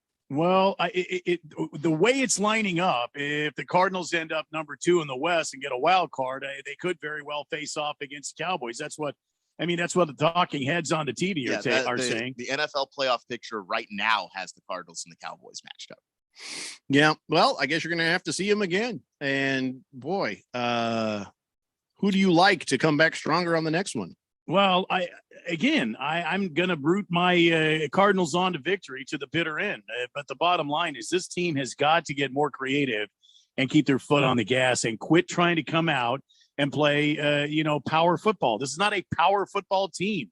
This is a high-scoring, electrifying team. You got to keep scoring points, man. And for Pete's sake, score 30 points or more in a game, please. King Kittens is at the grocery store right now and wants everybody to know there's a few leftover Christmas fruitcakes available, $35 each. No, that's a hard no for me. Yeah. You ever have fruitcake, Keon? You ever eat some fruitcake? I have. I'm not big on it. I'm going to pass on the what was his name joke too. I'm not going to do it. But you've actually eaten the fruitcake? You're not supposed to do that, right? Really? Who eats fruitcake? I don't know. I was at How hungry were you? I was at some Christmas party. I just got a little piece because I didn't want to be rude. Was it good? It's rude that they put fruitcake on the table. That was rude. So you're telling me you're at this holiday party and there was nothing more on the table than fruitcake? No, I got a little bit of everything. Oh, dear so God. I got a little piece of the fruitcake too. Didn't you notice how heavy your plate got out that moment? It's a huge mistake. I did notice. Look, I didn't know any better. It was a long time ago. Well, now you know. Yeah, I will never make that mistake again. Mark my words. All right, and I will never make the mistake again of picking my Colts to win a game that I think is going to be a close one. And I got my heart broken when the Raiders did unto me what the Cardinals did unto the Cowboys, the field goal win at the end. And there's Josh Jacobs is amazing. And the only thing I need is a quarterback. It's the same old tired story. So I don't have much to talk about on this. There's nothing more I need to say. Right? It was just it was hugely disappointing to me. I mean, I don't know. How are you going to pass by that miraculous touchdown pass from Carson Wentz to two Raiders defenders that bounced off both of them and ended up in your receiver's arms? How are you going to pass that by? I'm going to pass that up because it was stupid. Because T.Y. Hilton just is like, he didn't do anything great. He's just like, oh, what the hell? I got the ball. Wow. That's not the only talent. That's not Carson Wentz throwing a good ball. It's a miracle. It's a miracle. And some awareness on the part of T.Y. Hilton, because even before he knew it was going to pop up, he was moving towards the ball anyway. So at least he was, doing what he was supposed to do to wind up in the spot where he was able to be there and fortunate when it just dropped in his lap. Yeah, I'm not impressed. Not impressed. And you know what? It's like, listen, Josh Jacobs by Carson got his. The defense played pretty well. Everything was okay. It was okay. And then they lost. So it wasn't okay. And, we could have clinched a playoff spot. I was starting to almost believe. I was like, well, maybe Carson Wentz. Every time I get to that point, Randy, where I'm like, oh, maybe Carson Wentz can get. No. And then he does stupid bleep like that. Yeah. This team won't be right until we get a new quarterback, period. And I want Gardner Minshew. That's who I want. I want Gardner Minshew in there. You want the legend? Yes. The myth, the man, the legend? Any competent quarterback can do well in this system. Wow. And Gardner Minshew, he could do it. I do believe he could. He is a competent quarterback. Yeah. And there are games where he actually looks damn near good. I mean, what do you mean damn near? Born in the swamplands, he arose from the muck and the mire to the greatness that is Gardner Minshew today. Yeah, Wingrew, you're right. I keep saying Josh. I meant Jonathan Taylor. I have Josh Jacobs in fantasy football, so that's why my mouth kept saying Josh when I meant Jonathan Taylor. Jonathan Taylor did great. Josh Jacobs did great. Everybody that was running did great. Throwing, not so much. Shut up. Anyway, that's it. I got nothing else to say about the Colts. I'll be shocked if they make the playoffs. If they win the next game, they got Jacksonville. Should win. Yeah. But then after the way they were dismantled yesterday, they weren't. We mean they weren't dismantled. The Colts 50-3. Jags were. Yeah. The Colts should not. I mean, those guys are going to be whimpering bags in the corner somewhere. Just go, make it stop, or completely pissed off with nothing to lose, and then you're going to see a bunch of my guys get injured. So who knows what'll happen? We'll see, but they haven't won a game in the division all season. So 0-5. Yeah, I don't feel like my team needs to be in the playoffs. Is that wrong of me to say that? I just it's your team, man. You can say what you want. Well, I'm sure that Keon might feel sort of the same way about his Washington football team. Oh, they have no business. After they got beat 20-16 by the Eagles. And but before we go too much further, what the hell's going on with FedEx Field now? The railing fell over, almost killed Jalen Hurts as he was walking out. Did you even see that? Jalen Hurts is walking into the locker room, and I don't know if it was halftime or the end of the game. As he's walking, these people who are hanging over are always trying to get high fives from players, whether they're on your team or not. High five. And the railing collapsed, and about 10 people fell onto it, and he just kind of went whoop, I mean, Jalen barely missed him. The thing about Jalen Hurts is it on the football field or off the football field, as the late great Stuart Scott used to say. He's as cool as the other side of the pillow. He didn't even phase him. So cool. He stood around and he had pictures taken. He helped one guy up, and then he put his arms around these other guys, and then they started taking pictures for security. Started yanking people out of the way. If you guys get a chance to see that video again, the first guy to go over that goes over like head first, I think it might be the bald gentleman there. He's got his arm around. That guy's face is absolutely classic. It is this look of terror, like, oh dear God, what have I done? The NFL needs to shut down FedEx Field. I agree. Because I mean, what do you want me to say? Sewage dropping on people, and now you never think that is ever going to happen, and then there it goes. Any of the things that happened this season happened before week 1, when I was a newbie on this show. I said that FedEx Field was a dump. Everybody knows that it's a dump. All the fans know. They don't invest in it. Dan Snyder is incredibly cheap. He doesn't do the upkeep, maintenance, repairs. The bare minimum is exactly what he does. So I'm not even shocked that this happened, or that we have poo water coming out of sewage pipes, or that the field took another 2 ACLs of players on our team. or pick a thing that's wrong with FedEx Field. I'm not even ranting about the team now. This is just the field. Do they not leave enough room for the cameraman on FedEx Field? Because Ricky Seals Jones is still saying, answer the phone. Answer the phone.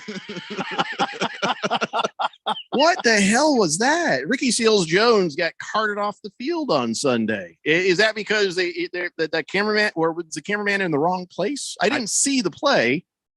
I'll be honest with you. I didn't watch the game. I'm not. Why? Bless your heart. Look, why didn't you watch your own game? I have taken enough abuse this season from this team. I want them to lose. I need them to get a quarterback. That's what I want. That's where my focus is. It's been a long season for Keon. Not really interested in watching this team crap the bed again. They got up on a lead. I saw that part, and then I stopped watching because I knew that they weren't going to keep it. I mean, instead of drinking while watching the game to get drunk and drown his sorrows, he just skips the game and just drinks. Yeah, I just watched something else. I just watched another game. Didn't watch that one. Why would I do that? For who? For what? Your team has won up to 6 games, Keon. Yeah, and you know what? I'm proud of them for the games that they won. They ripped off 4 in a row at one point. Actually played with some pride and dignity. And they tried yesterday too, but it doesn't matter because they're not any good. And part of it is Taylor Heineke. We found what his ceiling is. He is a backup quarterback. He is a backup quarterback with some moxie. That's some moxie. But this is a team that I think when they're healthy, that they're good enough to at least compete for the NFC East. And they're not anymore. Not anymore. They're clearly not. No. I'm sorry. The NFC East is not as bad as it used to be, except for your team. Sorry. You're Giants, at the bottom, right? No, the Giants exist. The New York Giants exist. Oh, I thought they were moved down the USFL. Okay. Well, when we get the relegation system set up, that they'll be the first to go. We'll send them right along with the Texans and the Jets. New York won't have any teams in our relegation system. How you feeling about Jalen Hurts, though? Oh, he's awesome. I've always liked Jalen Hurts. So he's a guy that's kind of been underestimated at every level. He's had some issues. He's had some issues, but I mean, he graduates high school. Does he get any scholarship offers? No. He has to call up, Alabama, Nick Saban himself, and then send his own film. And then the Alabama sees it and goes, okay, we'll give you a shot. He's a backup going into the season. He wins the job. He loses his job. He goes to Oklahoma. He makes the playoffs. Then he's underestimated again. He gets the starting job in Philly. He grows. He continues to evolve and adapt. I really like Jalen Hurts. I think he's a guy. He isn't the same player all the time. He continues to add to his game. He wasn't a great passer last year. He's a much better passer now. I think that Philadelphia has something with him, and I think that they should try and build around him. Okay, so how do you feel about Taylor Heineke? Taylor Heineke is your quarterback of the future. He's not a quarterback of the future. He's 30. In Washington football years, though, he's young. No, he's not. In Washington football years, he's 108. This is not George Allen, coaching the over the hill gang. This is 2021. If you have a quarterback and you have question marks about the guy and you watch a whole season of football with him and you still have question marks and he's 30 years old, like Taysom Hill, we're not building around you. We're moving on. Shuts the Tip says, here we are just a few hours into the new year, and Keon's already on the verge of flash anger thingy again, talking about Washington football team. Oh, no, that's not flash anger. That's real anger. That's real. I hate this team sometimes. That's not flash. This has been building for 25 years of the 31 years I've been alive. That's real anger. There's no flash here. This team is awful. It's been awful. The stadium is awful. Dan Snyder still owns the team. Oh, it's his wife. No, it's Dan Snyder. Get down, Randy. Get down. There's no flash anger. That's the real deal. I feel your pain, man. Scratch Just Me Because says we're going to talk about that in a minute. So hang in there, Scratch Me Because. Let's see. Hamilton Porter. Picture of Antonio Brown on the field doing his jumping jacks in the end zone says, tell me you got CTE without telling me you got CTE. Oh, no. Against the Spread says the cops thought AB was a jumper until he asked the police for a ride. Berg says, afternoon, guys. Congratulations, Nostramarcus. Great nap this afternoon. The Berg and Nostramarcus are playing each other in fantasy. And of course, Nostramarcus, little Jamar Chase action, the end. Nothing else needs to be said, right? Mm-hmm. Nothing else needs to be said. But good for you, Nostramarcus beat me by 1.3 points. But even, I don't want to talk about it anymore. Nostramarcus beat me by, I think it was 0.2 of a point. Oh, that Weasley bastard. Anyway, yeah. I think there is a golden blender in his future. Let's see. Chris the Cook says, I bet Dan Snyder even refuses to supply trash bags for the stadium, doesn't he? Oh, dear God. Here we go again. Well, I mean, the stadium is a giant trash bag. So technically, he doesn't have to do it. It's implied. We should just kind of throw garbage everywhere, wherever you want. Why not? Worry for safety, right? We've got raw sewage coming out of the damn pipes. I mean, I think the trash bags, quite frankly, are the least of our worries. We have found the chink in the armor. We have found the wrinkle. Jeff, all I know is this: I'm glad you and I are on remote today, but if Radio Ron's in the building, he may want to get out. I'm you just may saying. want to jump. Yeah, just jump while you can. Slowly move towards a door and leave. Just get out. I'm not going to do anything. I'm just going to go home. Oh, that's what they always say. And continue heavily drinking. That's just. Well, now he's no longer a blender rookie, is he? Scratch me because I keep going back to that because I keep marking it on red. Let's see. Lost Toby says, I think Tom Brady's calling Edelman right now. Please, please, please. Random texter says, fruitcakes were not made to eat. Fruitcakes were made to hold doors open, Keon. Yeah. See, I didn't know any better. And now I know. Well, once I, tried to chew it and cracked a couple of my teeth, that's when I knew. Bruno Baller says there's an old tradition that says there's really only one fruitcake that exists and it's being passed around the world for like the last 1,000 years. And now it has a piece missing. Fed fan says, I think we should spend the next half hour talking about the Colts. I think you should mind your own damn business. Blissful Hayes says, should the Colts sign Josh Rosen to be okay? Come on, guys. The answer is no. Fish Tank says, someone told me yesterday that David Carr looks like Marv from Home Alone, and I can't unsee it. Oh, he does now. He does with his hair bald. It's long and messy, and he's got the lashes and He's not wrong. Ukla the Mock says, Nick Foles to the Colts. No, thank you. Boomer Sooner says, Jeffrey, what I hear about Philadelphia fans and all their sports, they're big. What? So what? I don't understand. I don't understand what you're trying to say there, Boomer Sooner. He says, Happy New Year. Welcome back to the studios there. I missed you guys. Hope you had a great time over your vacation. I was getting tired over vacation and hearing players, commenters saying the Cardinals aren't the same without DeAndre Hopkins. Well, of course they're not, but it's about a team that has 53 men on the roster, not one guy that makes the team. One thing that I heard Terry Bradshaw say, oh my God, we're late for a break. No, he didn't say that. But the one thing I heard Terry Bradshaw say that I completely agree with is it's between the ears for the Cardinals right now. Yeah, you have all the players, you have all the talent, but there's something going on. And when he said that, I think he was meaning the players. When I say that, I'm talking about your coaches. That's what I'm saying. You're not wrong. All right, we got to take a break because, Keon needs retraining, I guess, after 1 week off because he did not tell me it was time for a break until I was trying to tell you 8 minutes later. I was in the rant and I lost track of the time. So flash anger, Keon. Flash anger. I'm telling you, it didn't flash. It's been there.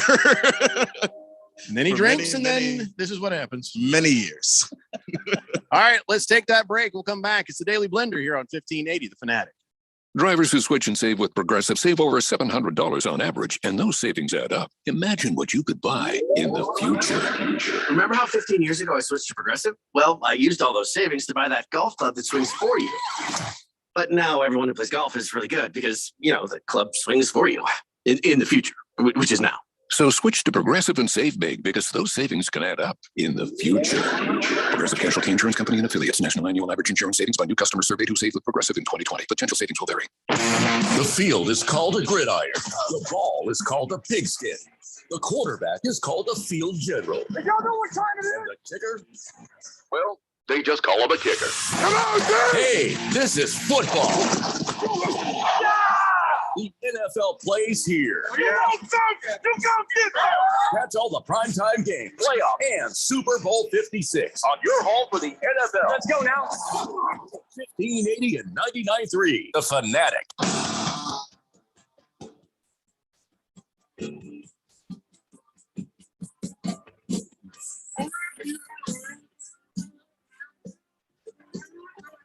Huh.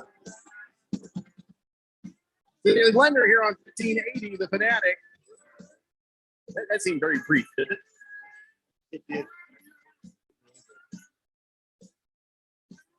Well, according to state law, I get breaks. So I'm just gonna walk off for a few minutes, and I'll come back when I'm ready. By the way, the good news is Ricky Seals Jones is okay, according to Ron Rivera. You think he's going to get fired? You think Ron Rivera is going to get fired? No. He inherited all of the quarterback problems he's had. He inherited. I think he's going to get a chance to get his own quarterback, and then if there isn't an improvement or that quarterback doesn't develop, then we're looking at Ron Rivera potentially getting the can. All right. Noster Marcus says, "May I change my texter name to Weasley Bastard?" No, but I think somebody should call themselves that. Some new texter out there who doesn't have a nickname or something. Weasley Bastard. That is, you're right. That is a great texter nickname. But nope, you will always be Noster Marcus. Yeah. Which is a cool texter nickname, by the way. I'm adding that to my notes here. Weasley Bastard. All right. Let's see. I can't get caught up on the text line, so we're probably going to have to just start talking. But let me see here. Against the Spread says, speaking of awful, are the Bears still paying Mike Glennon? Because I'm trying to figure out how Chicago turned the world dominators yesterday. The Bears are streaking, fellas. Oh, yeah, that's 2 in a row. Oh, God, I hate this team. Speaking of drinking, Thundar the San Barbarian says the Cowboys and Washington used to be rivals in the football field. Now the rivalry is over which team has the biggest jackass as an owner. I think we win personally, but Jerry Jones may be a jackass as an owner, but he's a successful jackass. Everything in that man touches makes money. And then I keep forgetting that he's a GM too, because every time it's like Jerry Jones says that Michael Gallup tore his ACL. First off, I don't think Jerry Jones could spell ACL. Then I remembered he's also the GM. So somebody handed him that slip of paper, and that's why he's talking. I don't know why he talks sometimes. Senior Wake and Bake says, I can't understand what you were saying here. I'll come back and read that again later. Boogie says, remember when Keon just started working here and he didn't drink that much? That's true. You're welcome. I've learned. Scratch Me Because says, Randy should never use the phrase, okay, well, stop. Hey, nobody else was thinking that. Stop it. I'll explain later. Last Optimist says, yeah, fruitcakes were supposed to be a way to preserve the fall's harvest in alcohol and bread for consumption through the winter. You would have to be drunk to eat that crap. Just a Tip says, word of the day, deja vu. The feeling you get when you open a fruitcake someone gave you this year, and you get the feeling you've maybe opened this gift before. Berg says, piggybacking Just a Tip, how about seeing the rabbit in the Browns helmet? Seeing the rabbit? I don't know what he's talking about. Who in the hell is the rabbit? I don't know what he's talking about. Did you? I don't think. Oh, okay. Yeah. There was it's a picture of from the Browns game. There's a Browns helmet on the ground, and there's a little bunny just hiding in the helmet. Where did the bunny come from? I don't know. I didn't think there were any rabbits in Cleveland, Ohio, since the nuclear holocaust happened. Well, by the way, that doesn't make any sense because the Browns play Pittsburgh tonight. Okay, so I don't know what this picture came from. Then I just send me a link so I know what the hell we're talking about. That I'm going to figure it out. Put it on the text line for me, would you? Scratch Me Because says, yes, we are going to talk about that Jets player here in just a few moments. Kiss the Cook says, Keon, you might as well become a Cubs fan to round out your winning teams, huh? The Nationals won a world championship and then turned back into a pumpkin. So I'll be good. And he says, think about writing a movie called Keon's Misfortunes, about a guy with anger issues who finds himself drawn to unstable teams. So you just described the greater Washington, D.C. area. Fifth letter says, a lot of people. consistency separates the good teams from the great teams. If my damn Raiders were consistent, they would have not blown games to the Giants, the Bears, and the Washington football team. Damn it. Oh, seriously? Did that actually happen? God damn it. That means the Colts were beat by a team who lost to the Washington football team, the Bears, and the Giants. Now I'm angry. Yeah. I mean, you should I don't be. know. I don't know what's going to happen now. When Jeffrey gets angry, the lights go dark. Yeah, it gets very, very, very, very dark. I didn't realize there was so much rage associated with the end of the football season, but Well, here we go. Look at his eyes. Look at his eyes. It's a scary look there. Mm-hmm. Like a serial killer look. Yeah. Yeah. Like if you stare directly into his eyes, Don't do that. might Don't do snap. that, Keon. No, don't stare into his eyeballs. I'm not. No. Oh, dear God. The lights are starting to go. The lights are changing colors now. If only you could see this. This is why you should watch the video feed. I don't know what social media site you have to go to see the video, but Jeffrey is really scary right now. No, I just accidentally hit the wrong button on my light. Oh, sorry. Never mind that. Boomer Sooner says, Keon, since you're from the DC area, did you know about Caleb Williams, that OU freshman starting quarterback there? You know about him? Yeah, he transferred, or he put his name in the transfer portal anyway. So I don't know where he's going to wind up, but Lincoln Riley's not there. So away goes Caleb Williams. So here's the deal. We have 1 hour now. 1 hour till Monday Night Football starts. Browns at Steelers. Oh, that'll be a game. Anyway, we've got 1 hour now to talk about all the other games. We talked about the horrible Washington football team. We talked about my horrible Colts. We talked about the amazing Cardinals, and now it's time to get to the rest of them. And we're going to do that in order, which they showed up on the picks sheet, by the way. Right. How are you All guys right. doing with your picks, by the way? I haven't been around. I don't even want to talk about it. I don't want to talk about it. I made a I do. mistake. Is it over yet? Is it done yet? I made my picks. Randy and I talked through all the picks. Yeah. And I think that I did not hit submit. So I went to go check this morning to see how I did. And I just saw red everywhere. Oh, no. Oh, boy. And so yeah. Wow. I wonder. I just closed my browser and I walked away. Yeah. Well, I don't know who's in the standings right now to win the big prize. And in Cards Chappie is probably still in the lead, but who knows after this week.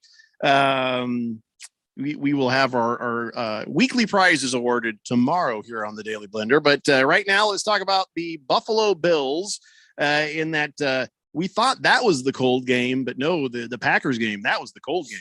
But the Bills take down the Falcons 29-15. They've got a playoff berth. I don't know they deserve a playoff berth. Do the Bills really need to be in these playoffs? I mean, my opinion is, yeah, I think they do, but they have not been the team they were last season. And I don't know what's wrong. I don't know if Josh Allen is trying too hard since he scored that enormous contract, and now he feels like he's got to go above and beyond. You know what, Josh Allen, just settle down and be who you are, and just have fun again. But I don't think they're going to go very far. I don't anticipate them to go to the AFC Championship game.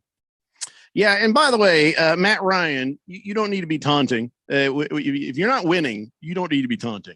You don't need to say a damn word. I guess he got flagged for taunting. How does that happen? As a Falcon? Matt Ryan? Yeah. Matt Ryan, I guess something happened.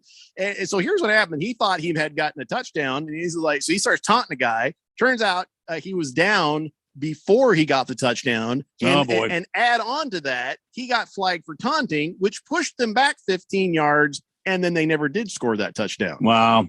And there you go.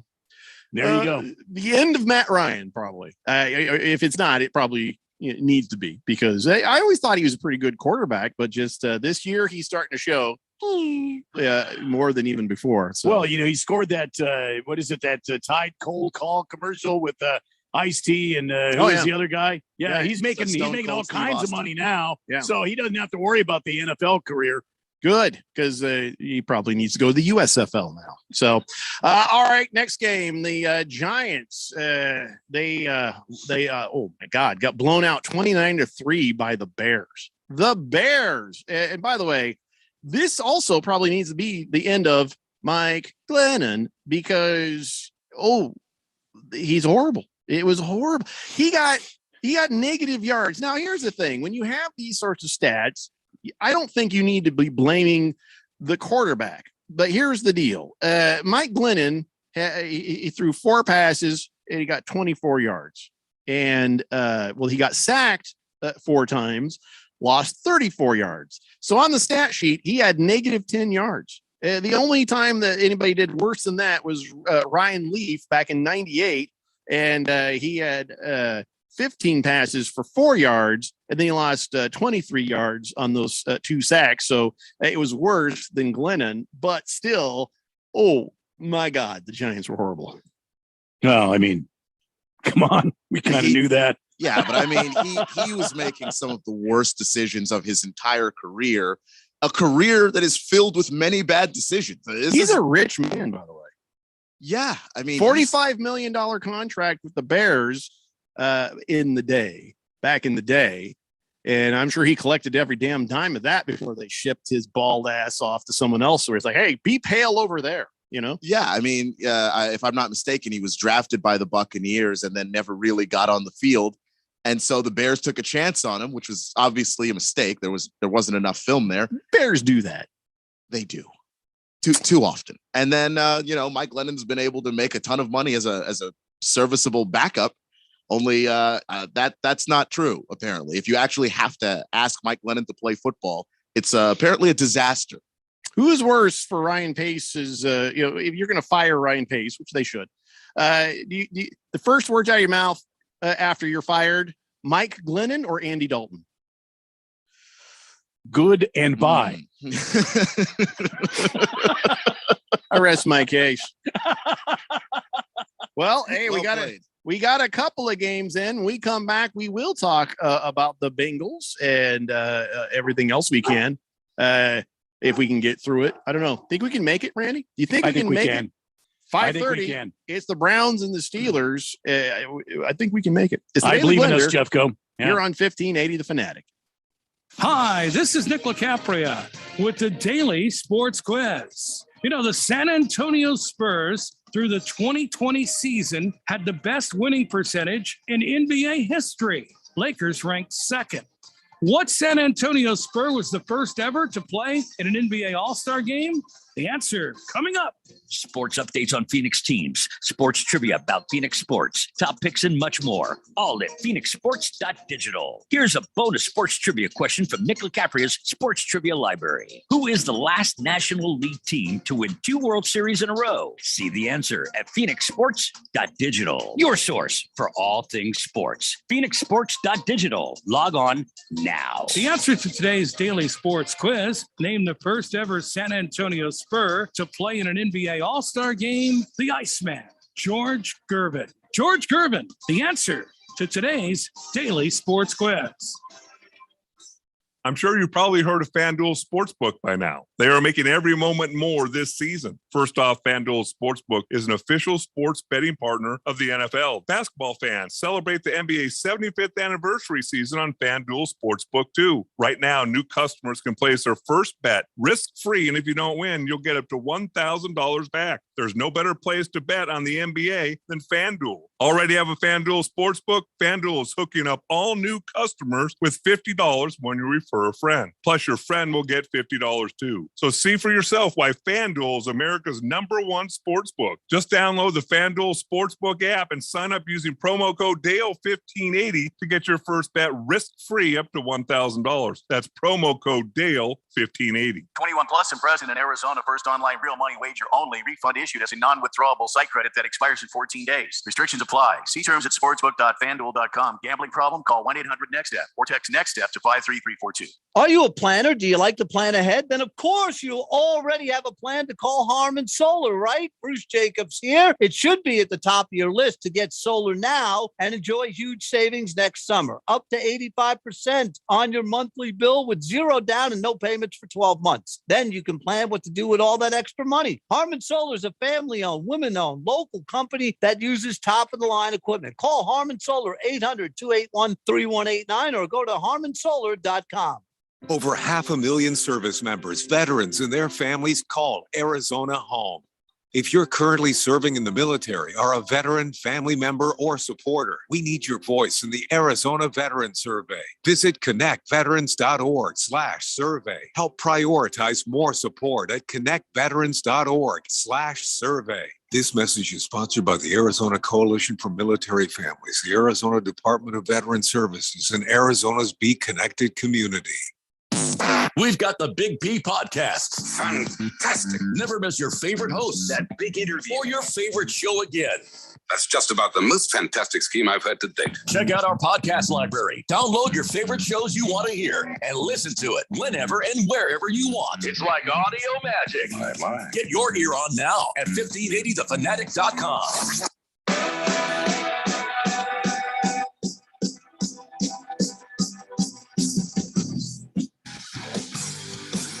Hey, Randy. What's a P podcast? What's a what? A P podcast. No, it's the Big P Podcast. What's the Big P podcast? And it's our podcast. So you go to 1580thefanatic.com. Yeah. And you go and you can download any of the shows. Well, Daily Blender's on there. I know that, but what's the Big P? The Big P Podcast. Who called it that? Well, I did. I wrote the script. Oh. So the Big P Podcast. We need a graphic that says the Big P and then podcast. Is it I think or you should. PEE? Is it like? No, it's not PEE. Let's not be. I didn't know what the hell's going on here.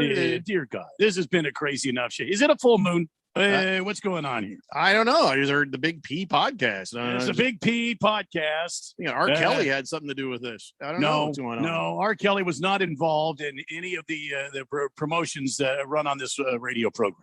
All right. I didn't know who named it. I guess we've named it now. It's the Big P podcast. It's the big. Well, it's just a play on words. It's all it is. I don't get it. I will have it changed immediately. I'm not kidding. We've got the Big Q podcasts. Why is it? Why is there a See, now letter? it doesn't make sense, does it? We've got the Big B podcast. Wasn't sure it made sense to begin with. Raven Kid says the Big P, the Big Tinkle, the Big Piddle. What? Okay, no, it is not P like in P as in P. It is P as in the letter P. I took it to mean as a podcast with like a capital P. P is for podcast. He gets it. He gets it. Oh, okay. All right. Well, I mean, maybe it's just because I'm not young and down with the slang. You're a little rusty. You've been gone a couple weeks, playing in the snow, putting up, ornaments, opening presents, drinking whiskey, and a sundry of other things. Well, I'm sure. I thought maybe I wasn't the Big D drunk enough to understand that promo. So no, maybe that's what I was missing. You can never be the Big D. Yeah, well, I could be however, Big on D occasion, I have been accused of being a Big D. I told you I was sorry. Rob Diz, another Big D, says, just want to say, hey, fellas, man, that was a rough week with no blender. Sorry, Rob Diz, but everybody needs a little time away just for a day from your body. It's a little Peter Cetera there for you, Keith. I think it's body. Is it body? It's not foddy. The Big P, potty. I don't know. I didn't write the promo. From your body. I think that's what they're saying. Man, Peter Cetera had giant teeth, didn't he? Oh, yeah. Oh, yeah. Big old giant horse teeth. Yeah. Him and what's his name? The great tight end for the he's on that talk show with that Shannon Sharpe. Yeah. Oh yeah! Oh dear God! Yeah, he's got big teeth, and boy, are they white. Yeah. No credit to him for good dental hygiene. No kidding. I can't watch the damn show. My TV it's burned. Remember, when you decide to give Shannon Sharpe an apple, keep your hand open like this. Well, yeah. So he doesn't bite your fingers. You put it on top like that. Between Shannon Sharpe and John Elway, they had like 70% of the league's teeth. Yeah. Just it wasn't fair. You know, by capita, there wasn't Elway had more teeth than the rest of the damn league. there wasn't enough teeth to go around, and these guys had to hog them. That's Just selfish seems right unfair.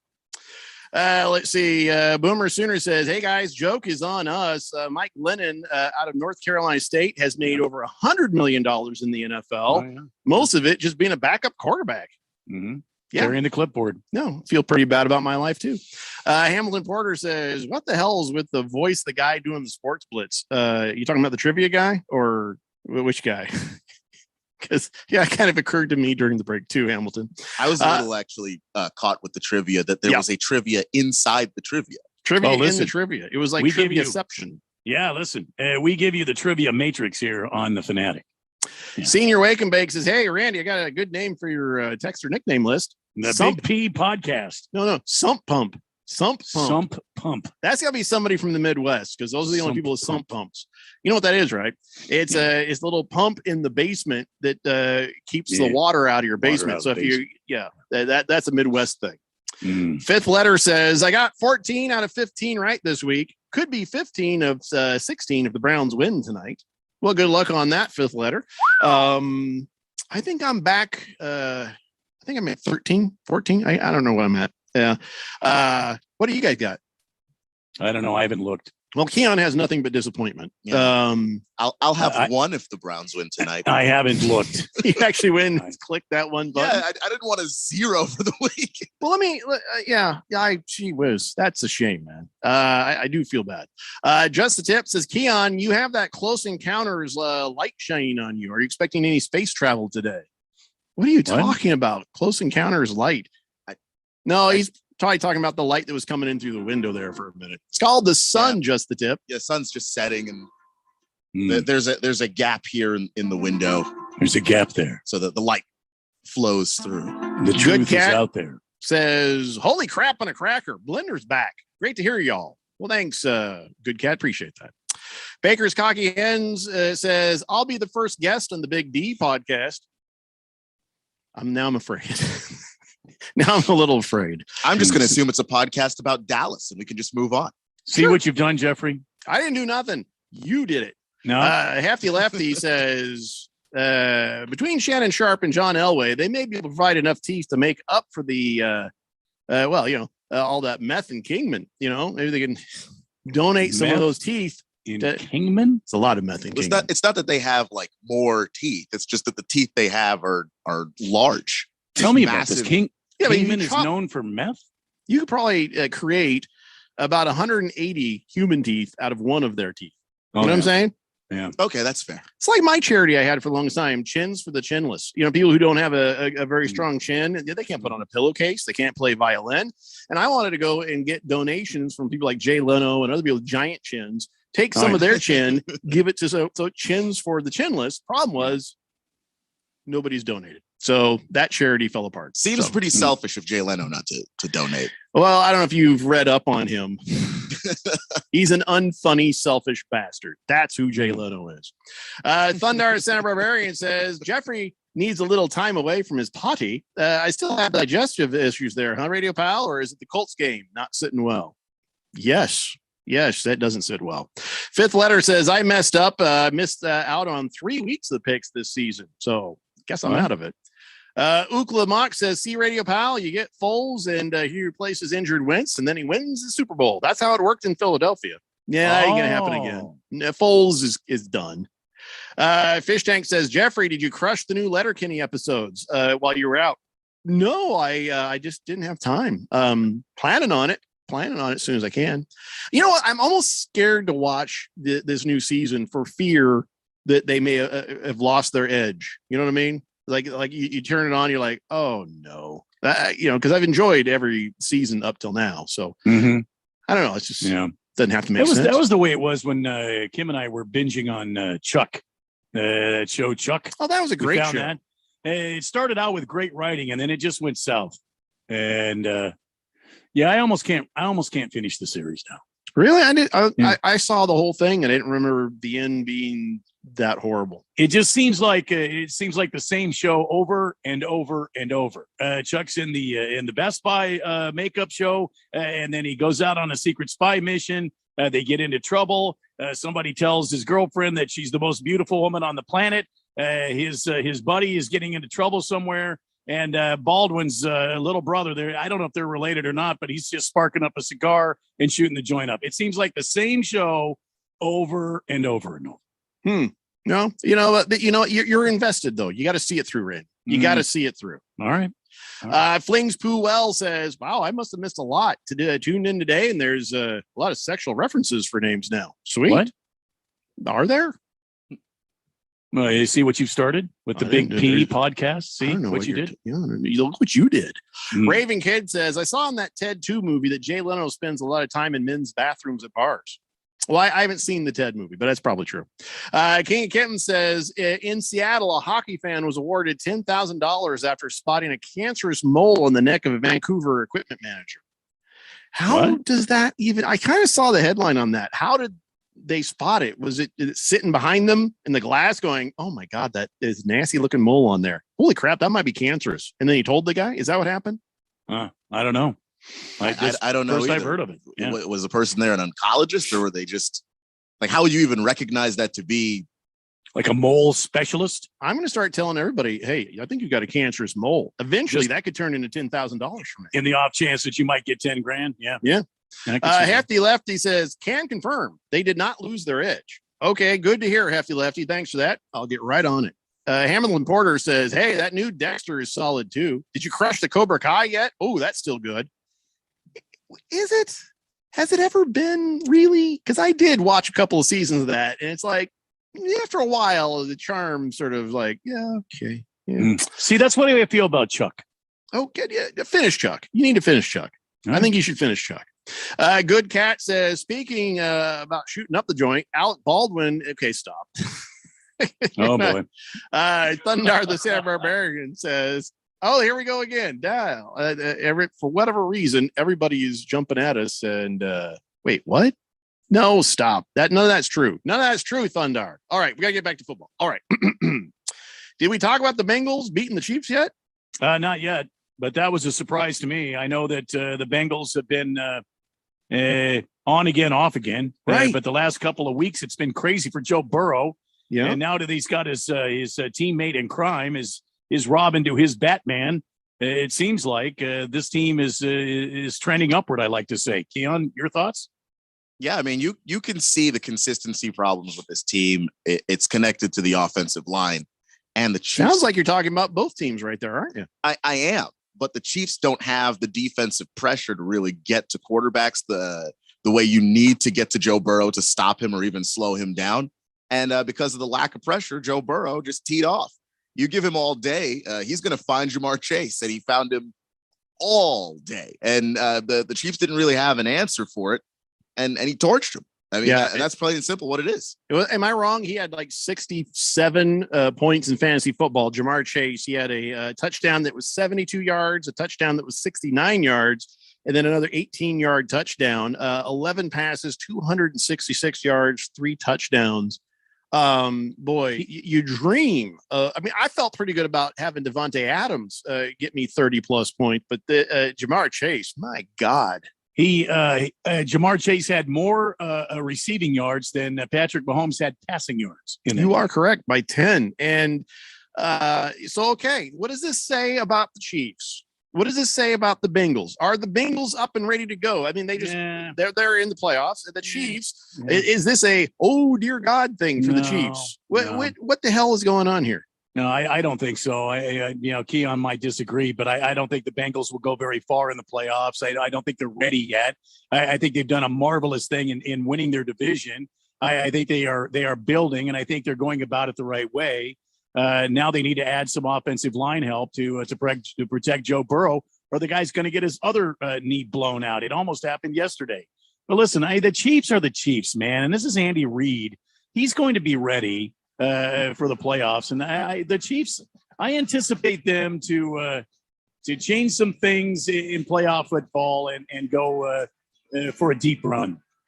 Well, okay, so Jamar Chase was on fire, but so was one of the Chiefs staff because they stood too close to one of those heaters. Oh, jeez. And it burned a hole. Oh, no. Yeah, in his jacket right here. My Right wife on his backside. My wife, not too long ago, was asking me. She's like, "Those heaters you see." She's like, "Wonder if anybody ever gets burned by those." Well, dear, the answer is yes. They were sitting there patting this fire out on his jacket. The guy in the red jacket was just like, "Oh my God, get away from there, Bob!" He's like, "Don't hit my butt." No, you're on fire, man. Stop, drop, and roll, Bob. So there you go. All right, when we come back, we'll see what we can do in half an hour, talking about all the other NFL games here on 1580 The Fanatic.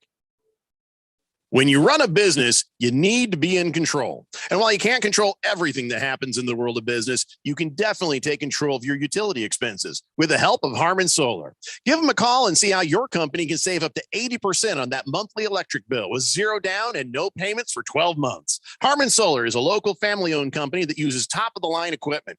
Call Harmon Solar, 800-281-3189. That's 800-281-3189. Or go to harmonsolar.com. Contractors need bonds, and the professionals at Constructors Bonding have been Arizona's leading surety management team for 40 years. We don't just deliver bonds, we make your bonding better. As the #1 producer with 14 markets, Constructors Bonding has the relationships and expertise to get you better capacity, better rates, and better terms. For better bonding, call Dave McKee at Constructors Bonding at 602-432-5929. That's 602-432-5929. Or visit cbialliance.com. Serving part-time in the Army National Guard has led to a lot of firsts for me. It paid for me to be the first person in my family to go to school.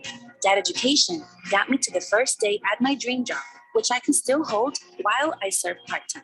That job and the home loan benefits I got from the Army National Guard helped me buy my first house.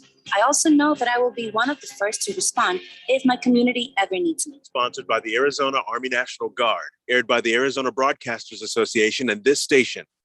Rosalie the fantasy girl here. Obviously, I love sports betting, but what I don't love is giving up part of my winnings to casinos and bookies. But the other day, I heard about this free site called Big Zero, and it's a total game changer. Big Zero lets me bet with my actual friends and keep all my winnings, not to mention bragging rights. If you love sports betting, you'll love Big Zero. Go to bigzero.com to sign up, and if you want, join my group with the code Fantasy Girl. I'm placing bets on Big Zero all the time, so go accept a few. Just don't be mad when I take your money.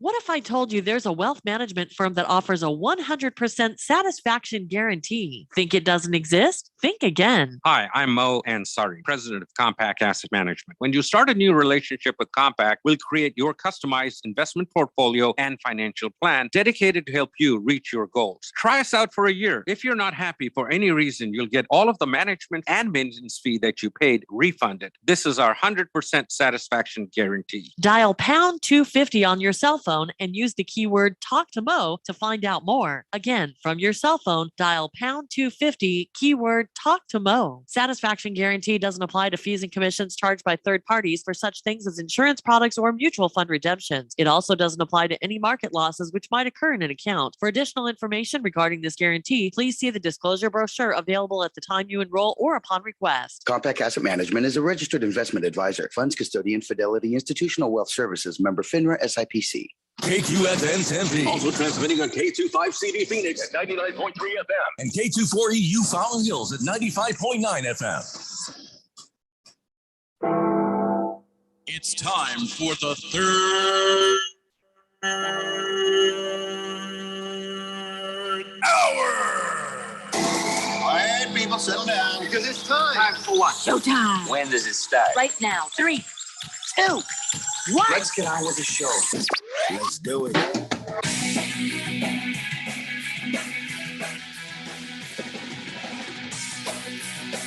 All right, everybody, it's 5 o'clock here on the Daily Blender, and your good friend, your radio pal, Jeffrey O'Brien, alongside my heterosexual life partner, Randy White.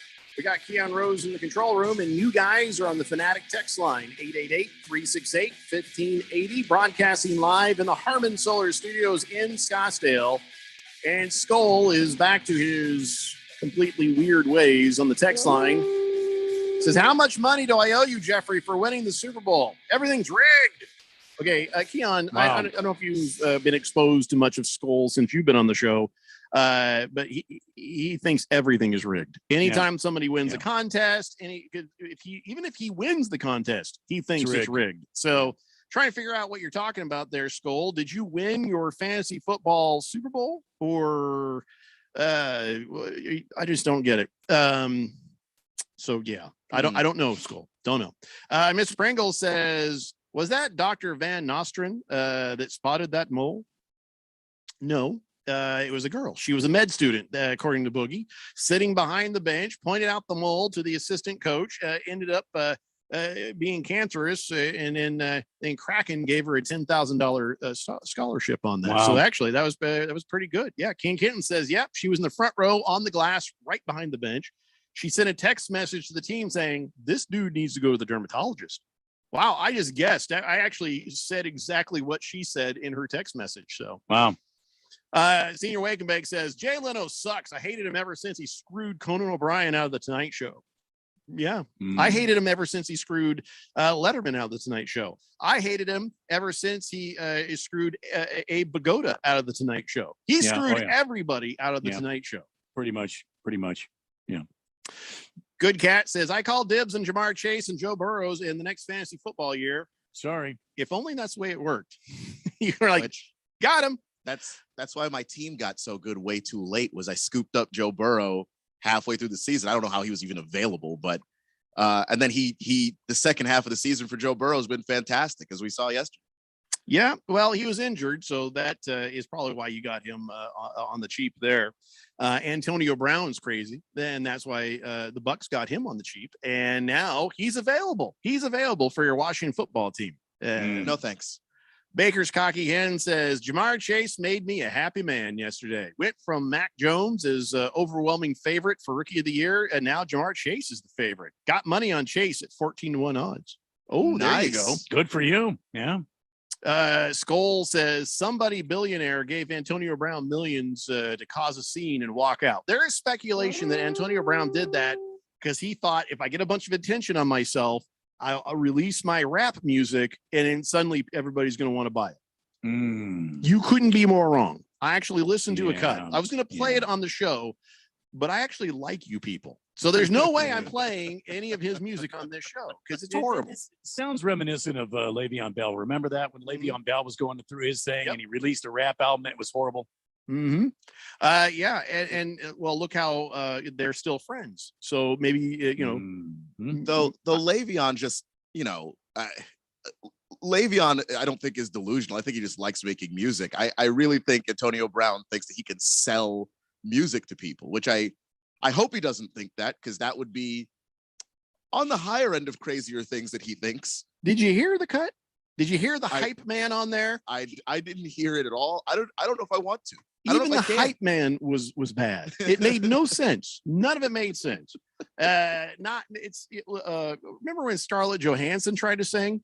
We played some of that and we're like, that's kind of bad, but it's not as bad as any of this. Trust me. Cards Chappie says, did the Pick'em League go through the playoffs, or does it end at the regular season? Goes all the way to the Super Bowl. Now, the weekly prizes stop at the end of the regular season because, your picks become easier as we move forward, and there will end up being less and less of them. So doing a weekly prize after the regular season is kind of impossible, but you still have a chance to catch up or fall behind all the way up to the Super Bowl. Big George says, I've hated Jay Leno ever since he was born. Wow. Big George, really? I think he's older than you. So how is that even possible? Yeah. He says, well, when he was born, his chin was so big, his mom had to have a cesarean section. Wow. From the inside. Oh. With his chin. Oh, no. I guess there's new Antonio Brown jerseys, according to Jag Dog. It's an 81 Bucks jersey, but on the back, instead of Brown, it says, F this job. King Kitten says, only a team that is going to the playoffs would consider adding Antonio Brown, and that team, the Dallas Cowboys. No. No. I can't think that they'd actually do it. Jerry's not going to bring him in. Come on. And part of it is about, it's not even a sanity thing. I don't even think that there's a logical reason why Jerry wouldn't do that. The Dallas Cowboys are all about Jerry. If you bring in Antonio Brown, for better or worse, Antonio Brown's going to steal some of the spotlight. even if it's for all the wrong reasons. Take your damn act together. Thundar says, thank you, whoever took Matt Stafford in Blender League 5, because I settled for Joe Burrow as my backup, and he's been great for my team. Beer Bob says, Jamar Chase saved my dumpster fire team from being the worst team in the league. I won my 9th place game. Woo! Hey, Randy, crack me open a cold one, would you? There you go. Congratulations on 9th place, Beer Bob. All right. So, yes, as you know, even with Antonio Brown going full goofy out there on the field, the Bucs still were able to beat the Jets. What? The Jets? They had trouble with the Jets? Yeah. Is that right? Oh, my God. Brady had 410 yards, 3 touchdowns. He did have an interception, but why were they having problems with the Jets? What was going on there? Well, I don't know, but you could watch old Coach Salah just kind of melt into butter as the game continued on, and the Bucs continued to whittle away at their lead.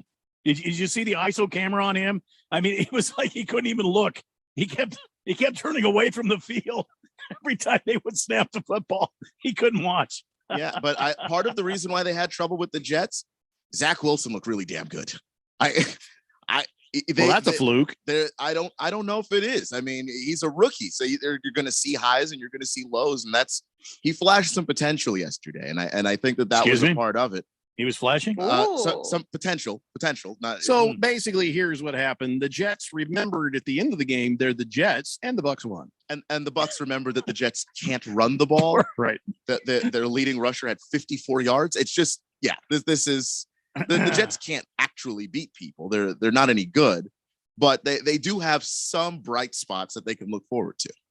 So all the focus for a minute seemed to be the Antonio Brown meltdown. Even golfer Brooks Koepka, I think he had the best tweet about it. He says, hot take, AB will fight a Paul brother before the year is over. I'm like that. Yes, you're probably right. Yeah. I don't know. I don't think you could even get good odds on that bet. But, only one thing had potential to take any of the attention away from Antonio Brown storming off, and that was Brandon Eccles did. Brandon Eccles, he had an interception in the game. He was the guy who picked off Tom Brady, and everybody was feeling good. And then, the inevitable happened, and Tom Brady beat the Jets. So, what happened was there at the end, he goes up to Tom Brady with the ball. He kept the interception ball and said, could you please sign this for me? And how classy of Brady to do that, though. Right. I mean, that's a negative for Tom Brady, but it's a sign of respect. So, he's like, okay, I won the game, so I'm not too upset about this. Signed it. Jets fans, not happy about that. Jets fans are like, did I just see a Jets player meet Brady at midfield 5 seconds after the game and ask for an autograph? That's embarrassing. That Jets should cut that player immediately. Come on, Stop man. it. Come on. But you know what? I kind of understand that. I don't like when people exchange jerseys. I don't like it when you lose. You shouldn't be asking the guy who just whooped your ass. It's like saying, Daddy, you know what I'm saying? It's not a good look. I understand what you're saying, and I normally I agree. But a lot of these guys were children watching Tom Brady play. Mm-hmm. And so it's a little bit different for him because it's like, here's a guy that's a damn legend to me. And he's I don't know how long he's got left in the league. I don't know if I'm going to see him again, play him again. I'm going to get an autograph from the GOAT. Okay. Keon, you're probably right. But let me just say you're wrong. Here's why. And everybody else is wrong too. You know why? Here's the real thing. Brandon Eccles just turns and goes, do you know how much this ball will be worth? He signed it. He's just like, I listen, I'm going to sell this ball someday for so much money. I don't know. I think Eccles, this will be something that he'll give to his grandchildren and say, let me tell you about the time I got this ball signed by the greatest quarterback of all time. And they'll sell it. And they might sell it, but he's not going to, because he picked off Tom Brady in a game in the NFL on this year, and he got Tom Brady to sign it on the field. I don't have no problem with that. There's a video of it too, so that thing's going to be very expensive. I don't think he's going to get rid of it. I just think that's a career milestone moment. Like I don't think we're talking about a guy that's going to the Hall of Fame or anything. Does it have to happen on the field though? I get what you're saying. It doesn't have to happen on the field, but that's the best time to do it, because you're not going to trying to reach out to Tom Brady's people after the fact. He's just right there. You could just give him the ball. If I'm Eccles, every swoop of the pin, I'm hearing cash register cha-ching, cha-ching, cha-ching, cha-ching. Oh yeah, no, cha-ching. that's me and you. I think it's going to be a little bit more sentimental for him. Well, we'll see how his career goes, right? Senior Wake and Bake says Jay Leno has so much chin, he nicknamed his face China. Oh, come on, man. Beer Bob says the Bucks are so depleted with injuries. Yeah, well, they're going to get some time to relax. They've clinched, right? They clinched, right? I think they did. Yeah, I believe they did. Yeah, they did. Hefty Lefty says, I wouldn't mind seeing Wilson's mom flash some potential, if you know what I mean. Hello. Ew. She's nasty. Baker's Cocky Hen says, we got the Big D podcast and people flashing pee. Good times. Jag Dog says, Jeffrey, if you do the Blender best of, can you play the one where you killed one of the Texter's dogs? Sad as it was, still one of the funniest days of the Blender. I laughed so hard at that. I don't remember what day that was, and that is fake news. I did not kill anybody's dog. I made a loud noise. I think I was imitating a camel. I did some sort of horrific noise, and he says his dog died. He just dropped dead because of it. I don't believe him, and I never will. Scratch Me Because says the Jets lost because of karma. Don't try to steal football from kids in the stand. You know what I'm saying? Wait, what? The Jets are 4-12. They lost because they're the Jets. Now, maybe the karma is just, visually nice and satisfying, but they're the Jets. That's why they lost. Stealing football from kids? What's going on with that? I don't know. I'm just going to go on to the next game. All right. So the Titans got their division title, the bastards, with it's in my division, by the way. 34-3 win. Yep. So Fish Tank, that's got a sting because your quarterback from the past, with the Titans, Ryan Tannehill, just beat your team 34-3. That is horrible to see Tua just go down that way. Boy, I don't think there's much more to say about that. Titans get an empty division title win. How's that? My only question about that game is how long do they stay with Tua? Clearly, he's not going to be an NFL quarterback. Clearly, he is a backup quarterback at best. Okay, so here's what happens next. At the end of the season, you turn and hand him a clipboard because that is his future. He's going to be a backup quarterback. I don't know about that. I really don't think that it's written in stone that he's a backup quarterback, but he is a limited quarterback. I do think that there is a limit to how far Tua is going to carry your team. But can Tua be a Kirk Cousins kind of guy where he is solid and consistent, and if you put a good team around him, that team is capable of winning games? I think he can be that. I don't think Tua is ever going to be like the other guys in his draft class, Joe Burrow, who can carry a team, and Justin Herbert, who can, as one of his coaches said, throw a strawberry through a battleship. He's not that, but you can build around him and do something. You know who the Dolphins need? A guy like Ryan Tannehill. They had him. They almost killed him. Huh. Blissful Hayes says, Jeffrey, why did you kill a Texter's dog? I didn't. Ookla's here. He says, you actually did not kill my dog, Radio Pal, but you did make him poop his bed once. Well, that is true. I've seen the pictures. That is true. Yeah. Oaktown Destroyer says, hey, Jeffrey and gang, happy New Year to you. All I want to say to Jeffrey is I didn't expect the Raiders to beat your Colts. Now we have a win and get in scenario. What a crazy season this has been. Yeah, wow. I know. Great. Yeah. Glad to help Oaktown Destroyer. Yesterday was my win and in scenario, and I should have known better to get hopeful. It's the Colts, and Carson Wentz is my quarterback. Boogie says Tua's going to get one more year as a starter. Really? Yeah, I mean, you play. What else are they going to do? Play out the rookie deal, unless you really can make the move to get a Deshaun Watson or somebody else that's an actual obvious improvement. The Dolphins are in that no man's land now. They're not bad enough to try and draft another guy. So you either evaluate Tua some more, because he did win 7 games in a row this season. He also lost 7 games in a row. So it's just like that. Where was the problem? Where was the disconnect? Was it all Tua? What was it? And can you work around that and fix it? King of Kitten says, hey, Keon, how the hell do you throw a strawberry through a battleship? look, got a great arm. Got a great That's arm. how. Oh, I thought Bam. like windows had to be open. No, that's what it is. I right? mean, You got an arm like that right there. Bam! Look at that. Bam! That's what his coach said. I mean, he just when Justin Herbert throws the ball, you just wonder if it's going to just drift away into orbit. Nasser Marcus wants to remind everybody that the Dolphins could have had Herbert.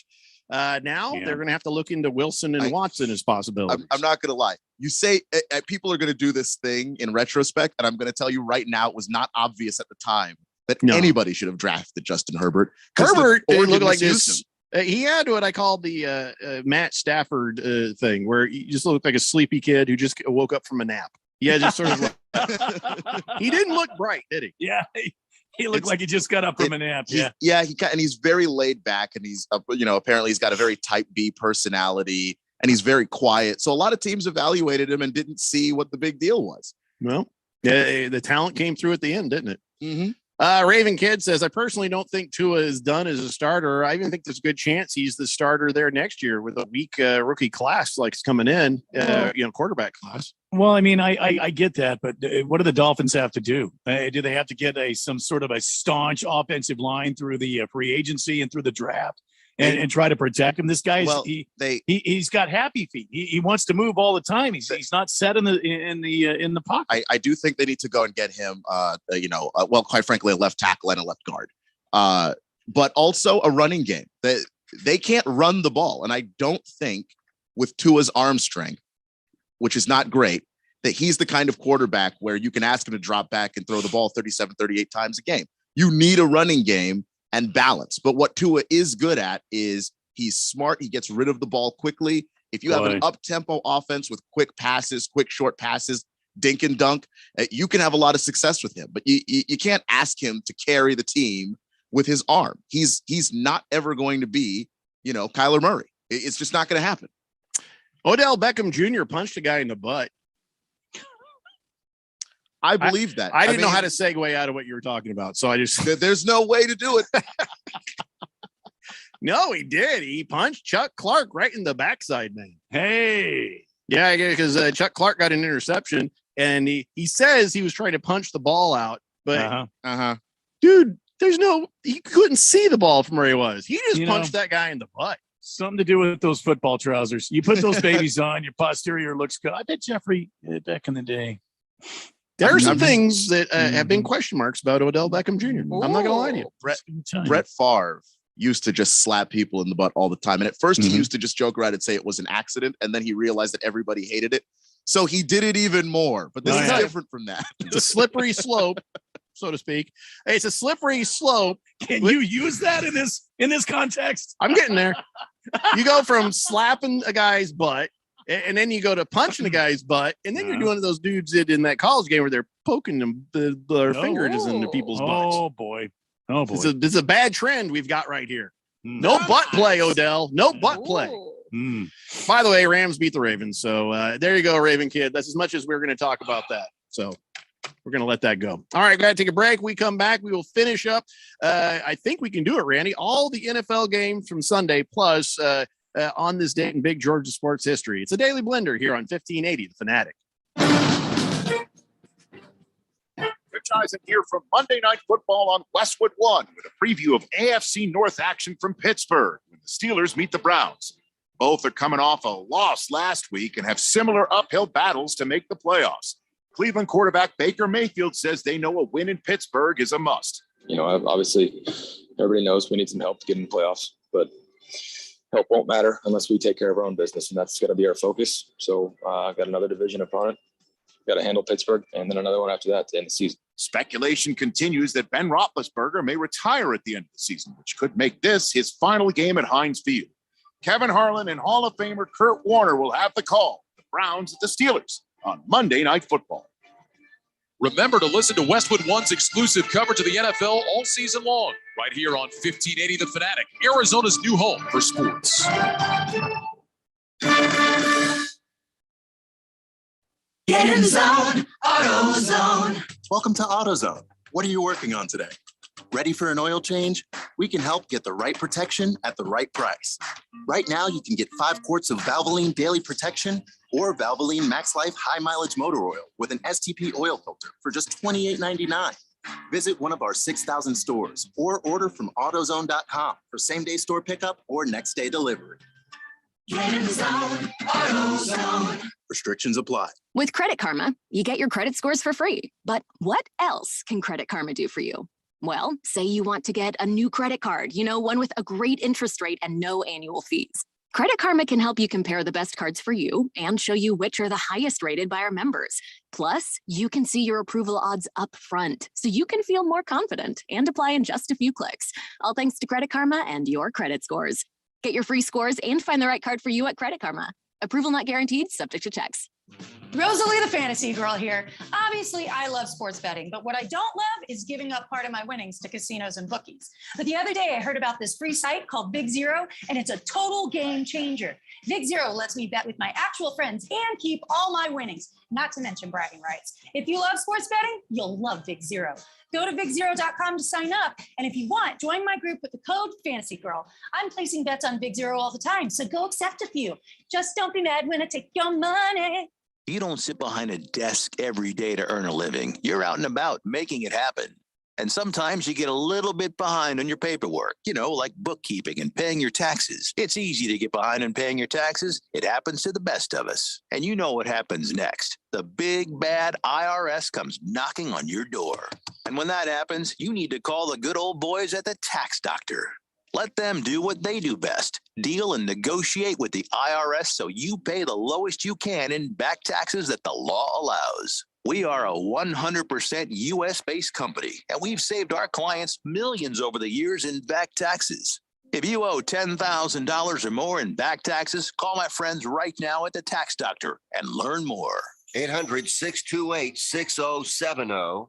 800-628-6070. 800-628-6070.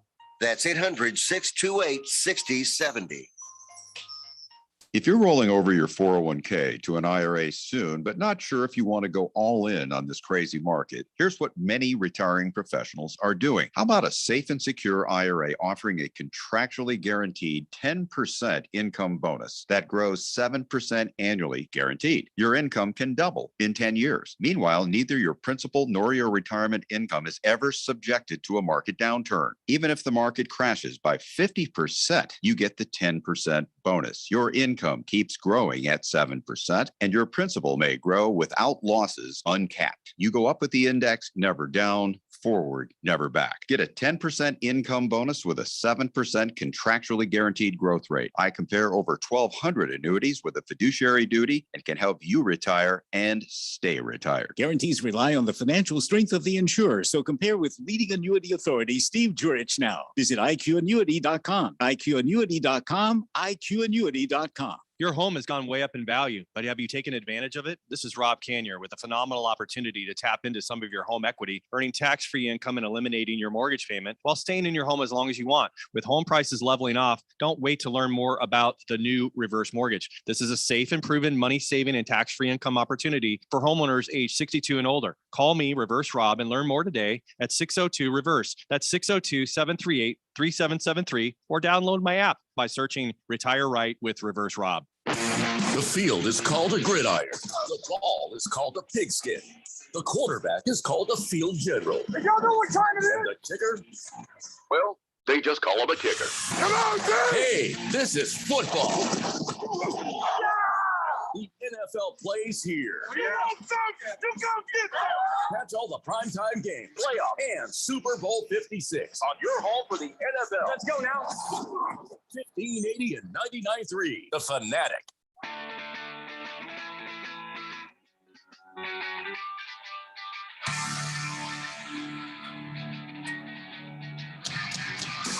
Oh my God. We only have less than 5 minutes left. All right, let's get this done. Here we go. Right. 5 minutes. We got the rest of the NFL. Let's go. Here we go. Monday Jump Night Football coming up at 5:30. Browns and Steelers here on 1580 The Fanatic. So let's say Chargers beat the Broncos' ass is pretty good, 34-13. Yeah. No huge surprise there. The 49ers beat the Texans 23-7. Again, should be no surprise there either. Kyle Shanahan, though, is saying that Jimmy Garoppolo will be the starter if he's healthy. oh my God, he's lying right now, right? But because Trey think Lance did pretty damn good yesterday. Didn't Well, it was against the Texans, though. And Texans That's a don't good have point. anything. They're depleted on defense. He put him in there, gave Garoppolo another week off. If Garoppolo can go, he's got to go. And Shanahan wouldn't be in this position if they'd won a few games earlier on in the season. But I think he sees the urgency. He needs to put Garoppolo in. Is it my imagination, or are the 49ers still possibly a chance of getting in the playoffs? I mean, currently, according to the playoff picture that I've got up here on CBS Sports, the Niners are the 6th seed. So they'd be right behind the Cardinals in the standings, and they would play the Tampa Bay Buccaneers if the playoffs started today. So I would have never, ever picked the Saints to beat the Panthers, except for the fact that Sam Darnold came back. I knew Sam Darnold was going to have a hell of a time, but dear God, I didn't know they were going to sack him 7 times and that he was going to turn the ball over twice. I knew it was going to be bad. I had no idea it'd be that bad, but that's exactly what happened. And the Saints eked one out 18-10 over the Panthers without having any kind of a real quarterback. Pump the brakes, Saints fans. It's over for you too. Their defense is for real, though. And sure. 2022 later on this summer looks very promising if they can get a quarterback. The Seahawks destroyed the Lions 51-29, which, again, that's not going to, that does not going to matter for anybody really, except for helps the Lions case at getting a new quarterback if there was anybody worth a damn out there. And as expected, the Packers clinched the NFC number 1 seed by beating the Vikings 37-10. It wasn't even close. And I expected so much more. You thought Dalvin Cook was going to at least have a better game than 13 yards, though. I think I'm starting to believe you guys that Zimmer has decided Zimmer? He is so done. He is done. He knows he's gotta- done. They're asking him questions. Hey, you want to see this Munn kid? He's like, no, I see him every day. I don't see him. And like, why you don't want to see him? Zimmer he's just done. He knows he's done. He's done. If they're not done, he might quit. I think he's done. He's been done for a month. I thought they should have fired him just to put him out of his misery. He's just showing up because he has to. Like the definition of showing up to collect a paycheck. He sits in his office. You see him like this. He's looking at. But what he's really done is he's printed up like ads for boats. He's so done. He's ready. All right, so there you go. We got through all the games with 1 minute left. There you go. I knew we could do it. All right. On this date in Big Georgia sports history, you don't need the music, but I guess back in '93, this is the day my coach, Frank Reich, backup quarterback for the Buffalo Bills, took over for injured Jim Kelly, overcame a 32-point third quarter deficit and beat the Oilers 41-38 in overtime and got them a wild card playoff. So that was Frank Reich's best day and still the best and biggest comeback in NFL history. Okay, the Bills lost the Super Bowl as they always did, but still, it was still a pretty cool moment for Coach Frank Reich. I believe almost exactly 20 years later, the Houston Texans then blew that massive lead to the Chiefs. Very reminiscent. So Houston.